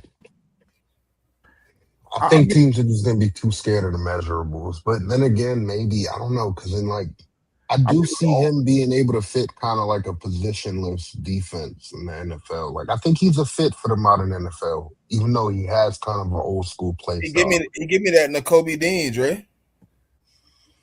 yeah, but the thing about it is, like, whenever you get into these draft situations, if you ever have a run like, let's say you have a run on linebackers in the third, early in the third round, and you a team sitting at the late end of the third round, and you need a backer. Like, there might be a chance where you can't risk to say, well, he's not really a third round pick. Like, if you have him high on your board, like sometimes you got to just go for the player. Like people might call it a reach, they might give you a bad draft grade, but if the player work out in 2 3 years, you're not gonna care if you reach for that player or not. Now as I go for Torian York, like he's a guy that when I've done a lot of my mock drafts, I draft him in the fourth, fifth round. He's a guy that I would love to have on my team. Pretty much what's been said. Like he has the ability to process like blocking schemes pretty quickly. I mean, so you know what I mean. So he can recognize that. I mean, his sideline to sideline range is pretty good. I mean, I wouldn't call it elite, but it's something pretty good for the most part. Um, I mean, and like as far as a run defender, like like he's willing to stick his nose in there, which for a linebacker is something that I gotta have. Um, pretty much everybody else said like his like but his downfall in his like where he gets drafted is pretty much his frame and his size. There's just certain teams that like when you draft certain positions, they're looking for a certain weight, height, and and size. So he doesn't really fit that. But I mean, sometimes I mean like sometimes going through drafts like those are sometimes the guys that really work out, or maybe the guys that might not be the ideal size, but I mean he can still get the job done. Yeah. So I looked it up. His missed tackle rate for his college career is 10.4%. Um, his highest missed tackle rate was this past season. Actually, had 11 missed tackles. Before that, he only had a total combined 15 missed tackles in the two previous seasons. So, um, that's another thing. Like, of course, you want to see that get better again this upcoming year, right? You want to see him be a little more of a short tackler again, but I like Torian, and I think, yeah, I think he could end up being a steal. I have a lot more on him, but it's too much for right now. Like I'm doing a whole write up. I'll put it out here soon. All Yeah, I right. can go next. Yes, sir. I got you. Let me pop you. Go ahead. I, Pop, what? Never mind. Um, so my guy is Isaiah World, massive left tackle out of Oregon. Now I've seen different reports Some got him at 6'6", some got him at 6'8". I'm not sure which one is accurate because he missed the combine and his Oregon Pro Day because he tore his ACL in the Peach Bowl versus Indiana in the second quarter. But he's around 320 pounds, 35-inch arms, which puts him somewhere around the 75 percentile. That's somewhere between average and above average. He's a pretty big dude. Um, he started his college career in 2022 at Nevada. He started at right tackle somewhere in the middle of the season. He switched to left tackle, where he stayed for the next 2 seasons. Um, Earning him two All Mountain West honors, 2023 and 2024. For people that actually follow PFF, they gave him a 83.2 overall blocking grade in 2024. Um, then he transferred to Oregon in 2025, where he earned second team All Big Ten. So that's a little bit of his bio. Now I'm gonna go into um, my observation of him. I looked up some film on him on YouTube. A lot of it was Oregon. Half of it from Oregon was the Indiana game.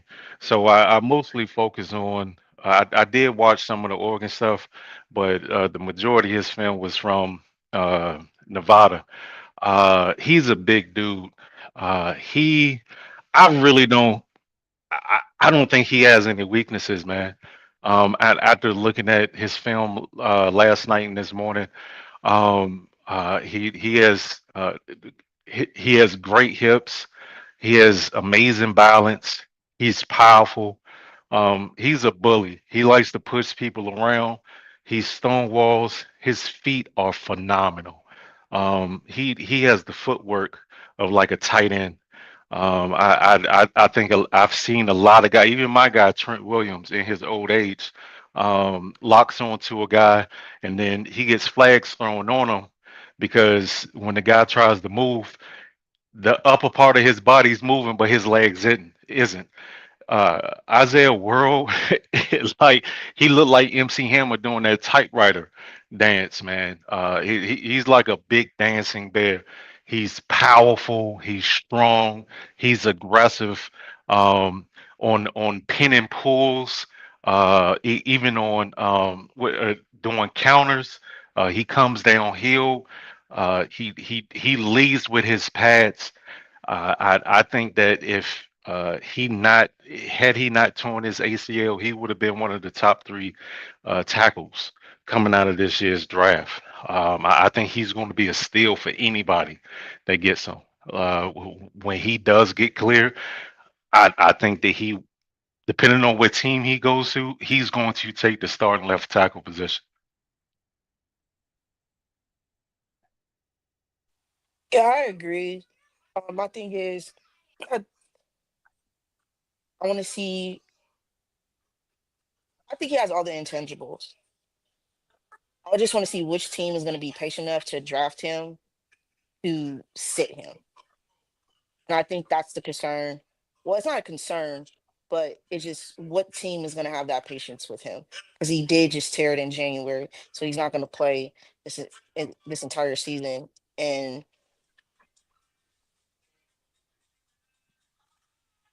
I personally would like to take him, but I just think that we don't need a tackle in this draft class. But if you can sit him, develop him more, get better leverage with his pad level, you can have your a franchise left tackle right there. You just gotta have the patience to wait for him to heal. Yeah, I got in my notes. Same thing, like leverage at times can be an issue. Lateral quickness can be stressed at times, and his recovery versus speed can also be an issue at times.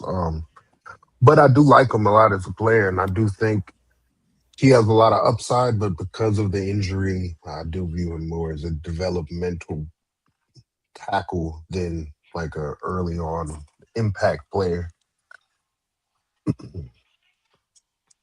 Fun fact: did you know he gave up Did 11 anybody sacks give as him a a draft? Did anybody? I know y'all looked into him. Did anybody give him a draft comp? Because I have a draft comp for Isaiah World. It's gonna sound a little bit messed up, but I got him comped to Mekhi Becton. Huh?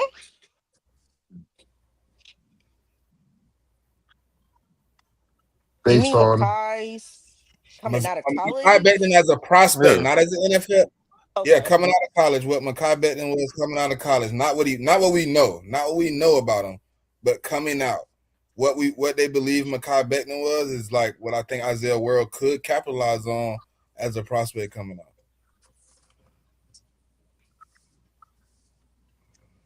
They got kind of the same weaknesses a little bit to me. I think kind of the same measurables. Um, because Mekhi Becton coming out was like 6'7", 6'8", 300 plus pounds. I think they, to me, when I look at the tape of Mekhi coming out and Isaiah coming, before the injury, I think they're comparable. You know what I mean? And I think Mekhi might be able. I mean, I think Isaiah World might be able to capitalize on the upside that Mekhi wasn't able to. I mean, the thing is, it He just sounds like shade, but it's not really shade because Mekhi Becton was a first round pick. So it's not really like looking at it as a prospect. It's a not shade at all. Um, to me, like I agree with what's been said, man. Like if he doesn't tear his ACL, I mean, there's a good chance that he's obviously a much higher draft pick. I mean, like there's a chance that he's a first, or second round, or early second round pick. And my opinion, I mean, like I mean, the kid got good hands. That and I mean, like he's got a good punch. Um, and if you watch his tape, I mean, his tape is pretty good. I mean, like whether you're looking at the Oregon tape or the school that he went to before Oregon, it's like slipped my mind where he went. Um, but I mean, like his pass protection over his time in college has pretty much improved every year, and that's what I look at prospects, no matter what the position is. I want to see how you've improved year to year. And he's pretty much done that. So I mean, like Percy is a team that needs like a right tackle for the future. I mean, this would be a good pick for us later in the draft. Um, I mean, weaknesses obviously towards ACL, so like a lot of teams are going to downgrade him for that. His run blocking to me still needs a little bit of work. Um, and I just think when I say a little bit of work, like I just think he needs to improve his like pad level. And like I think once he's able to keep it under control, like I mean, I feel like the kid can be a really, really, really good player.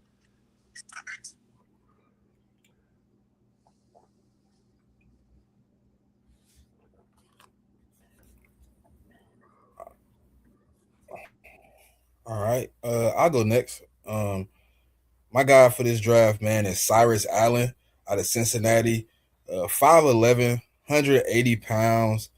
Um, very explosive guy, man. Last year, he had 51 receptions, 22 total touchdowns for 674 yards, and 13. I mean, that was his career. My bad. His last year, he had the 674 yards and 13 touchdowns, which led the Big 12 in touchdowns.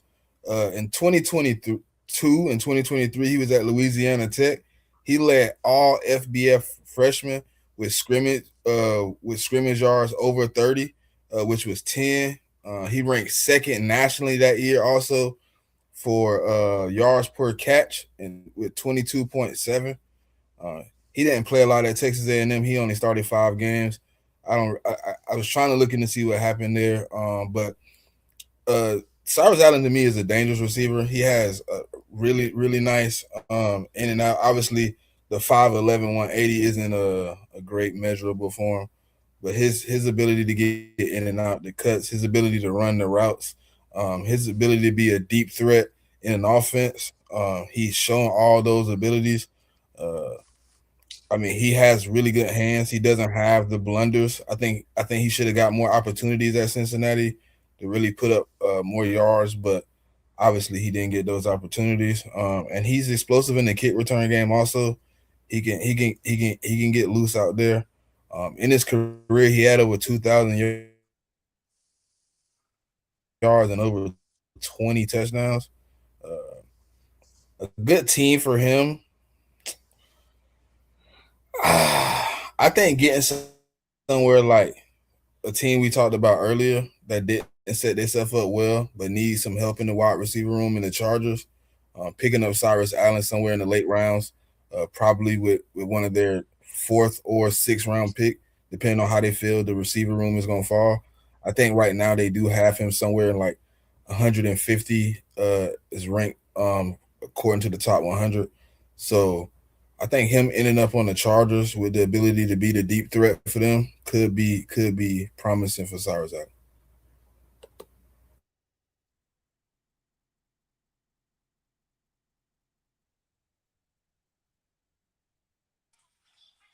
Yeah, I like his shiftiness. Um, his speed very valuable. I think he's a guy that instant impact on the special teams. He is a little small for me, but I think he makes it up with his ability to catch. I do like him as a prospect. He's a guy like, listen, we don't get a wide receiver in the first 2 rounds. Hey, maybe round 3 we can grab him up. Round 4 we can grab him up. I wouldn't mind that. Just add some speed and talent. Yeah, for me, Cyrus has a really good release package off the line of scrimmage. Which is going to be good for him when he gets drafted. I mean, whoever gets drafted by, from what I saw from a little bit of tape that I saw, was that he does not mind going over the middle of the field, finding the soft spots in the zone. So I mean that's to me was one of his major strengths. And his other strength to me was his hands. Which I said with the last player, like if you could show me that you've improved over time in college, like that to me is a real selling point to me. And I feel like his hands have, since he's been in college, like his hands has gradually improved. Because I want to say he had a 2% drop rate. I think in 25. I think it was around 2 to 3%. It was somewhere in that area. So he's definitely shown improvement there. Drawbacks for me is just his size. I mean he's 180 pounds. So whenever you have wide receivers that are 180 pounds, like it's going to give teams they're going to ask the durability question. So just kind of fight that off and just prove to teams that he can play all the games and he can stay healthy. I mean he didn't really show that in college, but I mean the problem is once you take a step up, that's what teams are going to put on him in terms of like durability. So Yeah, I think he's a guy that can win vertically. He tracks the ball well. He threatens leverage, gives the offense big play, explosive ability. Um, he's to me, he's not gonna be a possession receiver. He's not gonna be a chain mover for you. He's literally an explosive, deep threat type of receiver. And honestly, like I don't know if he has the build to be effective long term in the NFL. Like you guys said, he's just really lean, and I mean, when you deal with physicality with that frame, your releases have to be not just good; they got to be elite. You still gotta be able to combat that physicality somehow, and I don't know. I just from what I did watch of him, I didn't come away feeling like that was going to be consistently the case. So I think Did you he's a did you day did you three get a guy chance to with some watch upside. his one on ones at the Senior Bowl? Mm, Did you watch his one on ones at the Senior Bowl, Dre? I'm gonna be honest with you. I don't really care about one on ones and shorts and t-shirts. Mm, That's not something that I I just like like to I because like to go those watch him hit. drills are so. mm, I'd rather go watch the real games and then I don't know. I think he's a good player. I just like I said, I think he's a day three prospect for sure. That's just some of the negatives that I saw and some of the positives.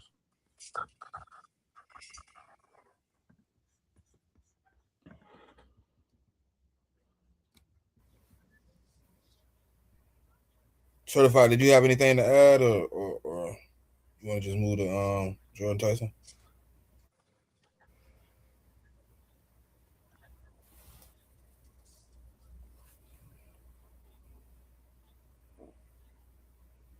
All right, J Make on you. All right, so my guy is Jordan Tyson, man. It's a guy that I really love in this draft. He's a 6'2", 200-pound receiver. Um, I'll just highlight some of his stats. I mean, like last year, he kind of had a down year. I would say, like in 25, he had 61 receptions for about 700 yards and 8 touchdowns. His breakout season was in 24, where he had 75 receptions for 1,100 yards and 10 touchdowns. In the 24 season, he averaged almost 15 yards per catch. The 25 season, he averaged almost 12 yards per catch. The thing about Jordan, what I really like about Jordan is, I mean, I feel like he's one of the most talented wide receivers in this class. The issue with Jordan is the injuries, and so if you draft Jordan, you're really taking you're kind of taking a risk because you're hoping that he's going to the next level, that he can stay healthy. When I mean, just to be honest with people, like he wasn't healthy, in 24, and well, not say 24, but 25. He wasn't healthy enough to do the combine. I don't even think he was healthy enough to do his own school's pro day. Like I think he had to have his own workouts. So the I mean comps that I seen, like there's like two main comps that I was looking at that he was comp to. He's comp to Amika Abuka and Xavier Hutchinson. So those are the two guys that I've seen him comp to. And I just feel like he's a very like he's one of the most talented wide receivers in this class. What I view his strengths are, he gets open like that. For him, I mean, getting open is not really an issue. I've watched a couple games of his, and he's just constantly been able to get open. His route running to me is very good. And I can't say 100% of the time though. Like I said, route running is good, but there are times that he does round off his routes, which that's just something that he's going to need to work on. He's going to need to get better at that. But I have the confidence in him that I mean he can fix that.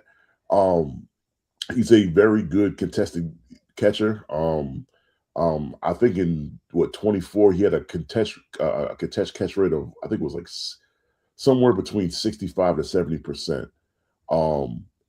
So I mean he's able to track the ball and he's able to win on 50-50 balls. He's very good at tracking the deep ball as well. He's definitely a vertical receiver. And he makes over the shoulder grabs look pretty natural. Blocking, he's definitely a willing blocker, which is something that I always look for in, I mean, wide receivers. Not saying that you got to be Hines Ward, but I just want you to be, like I just want you to have the will to block. And then as long as you have the will to block and you want to stick your head in there and block as a wide receiver, that's just something that I always look for. Jordan is also pretty flexible in terms of where he can line up on the field. I mean, he can line up on the outside, he can line up on the slot, and you can also put him into motion as well. He can pretty much produce from any, position on the field. And then like he kind of, I kind of view him as a dog. I mean, like when crunch time comes, fourth quarter comes, he wants to make those plays. And I personally want a guy, no matter what position I'm talking about quarterback, wide receiver, defensive players. I want the guys that when it's game winning time, that these guys want to make plays. And the tape that I've seen, Jordan Tyson wants to make plays, and especially in that time of the game. Now drawbacks of Jordan, like I said earlier, like it's his injury history. It's pretty lengthy. Like and he had a knee injury in 22, and he had a collarbone in 24. And he had a hamstring in 25 that's still lingering into the draft process right now. So, I mean, if you're going to draft Jordan, you got to get your team doctors on that, and you got to make sure that you're okay with the medicals. And I guess another drawback of him is kind of his frame. I mean, he's 6'2", 200 pounds, so I mean, he's a little bit lean on the frame. So, I mean, for me, I would love him over the next couple of years to gain another maybe 10 to 15 pounds of muscle. So, so he's stronger. And the reason I say that is because if he's going against press men, he's going against physical corners. They're going to try to put his hands on him. So I would love for him just to kind of get a little bit more weight on his frame as well. And I mean, I think that's about it. I mean, for me, the team who I hope Jordan Tyson goes to, I'm not being a homer, but like I want him on the Patriots. Like it is like we don't have a X or a 1. And I feel like if you were to, like match him up with Dobbs and Butte and Pop Douglas, like I just think that he would do great in our scheme. So Y'all not getting Jordan Tyson at the end of the first round. You might have to trade up or something. You I keep never dreaming if you want to, good brother. I'm just saying, I you never gonna have to keep dreaming. I said I hope we get. I didn't say where we was getting them. I said I hope we get. Uh, hey man, if he didn't have that injury history, Jordan Tyson would be clearly wide receiver one. And I still think that he has a chance to go off the board as wide receiver one. Because that pro day you were alluding to is next Friday, I want to say. The 17th is the pro day. So it'll be fresh on everybody's mind. That's not even a week out from the draft at that point. I think if he comes out there and he looks good, man, I think teams could end up being higher on him than the public and the consensus is right now. Like I feel like everybody thinks he's really good, but everybody's just unsure because of the medicals. But these teams know the medicals, right? They've seen them. We're just speculating because we don't have that information. But if medicals check out and he looks good, running those routes of Friday, I think a team could definitely convince themselves to draft him before taking one of the other receivers. He's an advanced route runner. To me, he's a natural separator. He has strong body control, kind of like a basketball player, and like some at times, like the way he can box out and stuff. Uh, he has reliable hands, and I mean, when healthy, he's shown that he's a wide receiver one. He just hasn't really shown the ability to stay healthy consistently. So that's the biggest knock on him. And by the way, one fun fact: imagine if he doesn't leave Colorado and we get a season of Travis Hunter and Jordan Tyson catching passes from Shador Sanders, and what that could have looked like.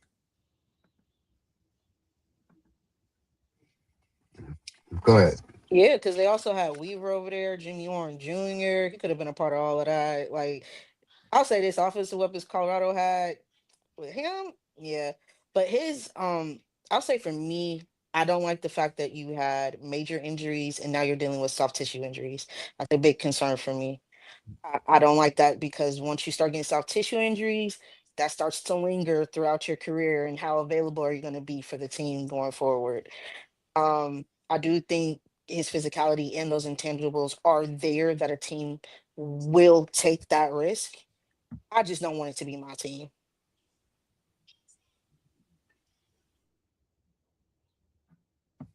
Nah, y'all drafting Carnell Um, Tate at 8. hold on. Am I still on Hey, mute? hey, hey, yeah, free agent. All right, keep playing with me. All right, yeah, all right.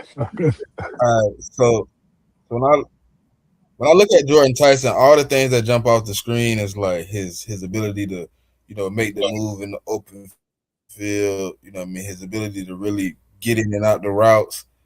But then I look and I'm like 2022 ACL, MCL, PCL, 2024 collarbone, 2025 hamstring. It's like when I look at those like added in together, it's like, okay, yes, you are explosive. You do all these things well. You 6'2", what he said, 200 pounds, J Mint?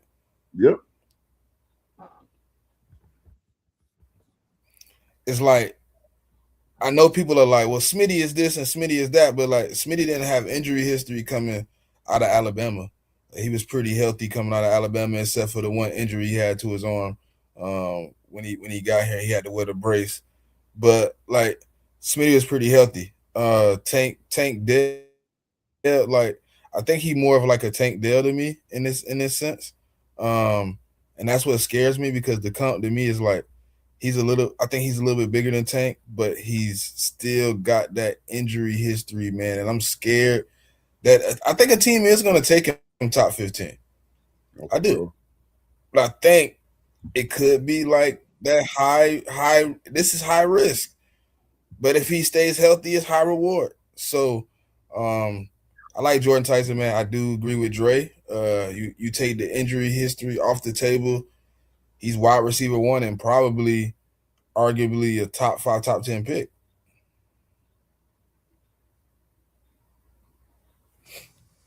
I just want to say, roll tide because you said Smitty. Our spring game is actually about to start in 30 minutes. So some news about that will come out here soon. And I'm going to say Georgia's spring game is coming up here soon, too. Just on a side note.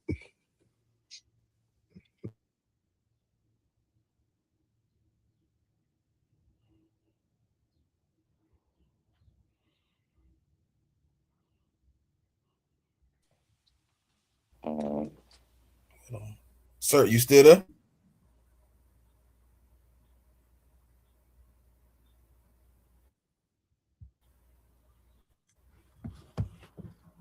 All right, well, I don't know what happened to certified. But that's gonna conclude our Saturday show, man. Those are uh teams that set themselves up, teams that didn't. The NFL refs, who's right, who's wrong, who's gonna win, who's gonna lose, and all their abilities. And we think, next week, following up, we're gonna give you some more of these draft picks. Going into the draft, man, I think we're gonna give you as much as we can as far as draft content, keep you up to date. We're not just gonna give you the first round picks though. We're gonna give you the 4th, the 5th, the 3rd, the 6th, 2nd, 7th. We're gonna give you the whole roundabout. And sometimes we will give you a first round pick just to keep you entertained with the people that you know some things about, but you might want to know more. So stay tapped in with the check down, man, week in and week out. Pop, take us to the crib. all right, for sure. Always remember to follow the YouTube page, follow the Check Down Twitter page, join the Check Down Twitter community. Always remember to tell a friend and tell a friend. We'll tap in with y'all next Saturday at 11:15 Eastern Standard Time.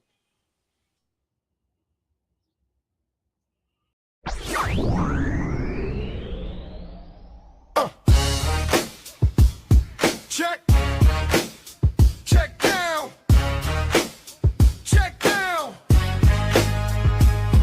This a check down. We give it to you straight. This a check down. We really watch the tape. This a check down. We give it to you straight. This a check down. We really watch the tape. From the street to the game, we bring that flow. Analyze every move, feel the knowledge grow. In the lights of the city, where champions are made. 2 men to the moments in the place.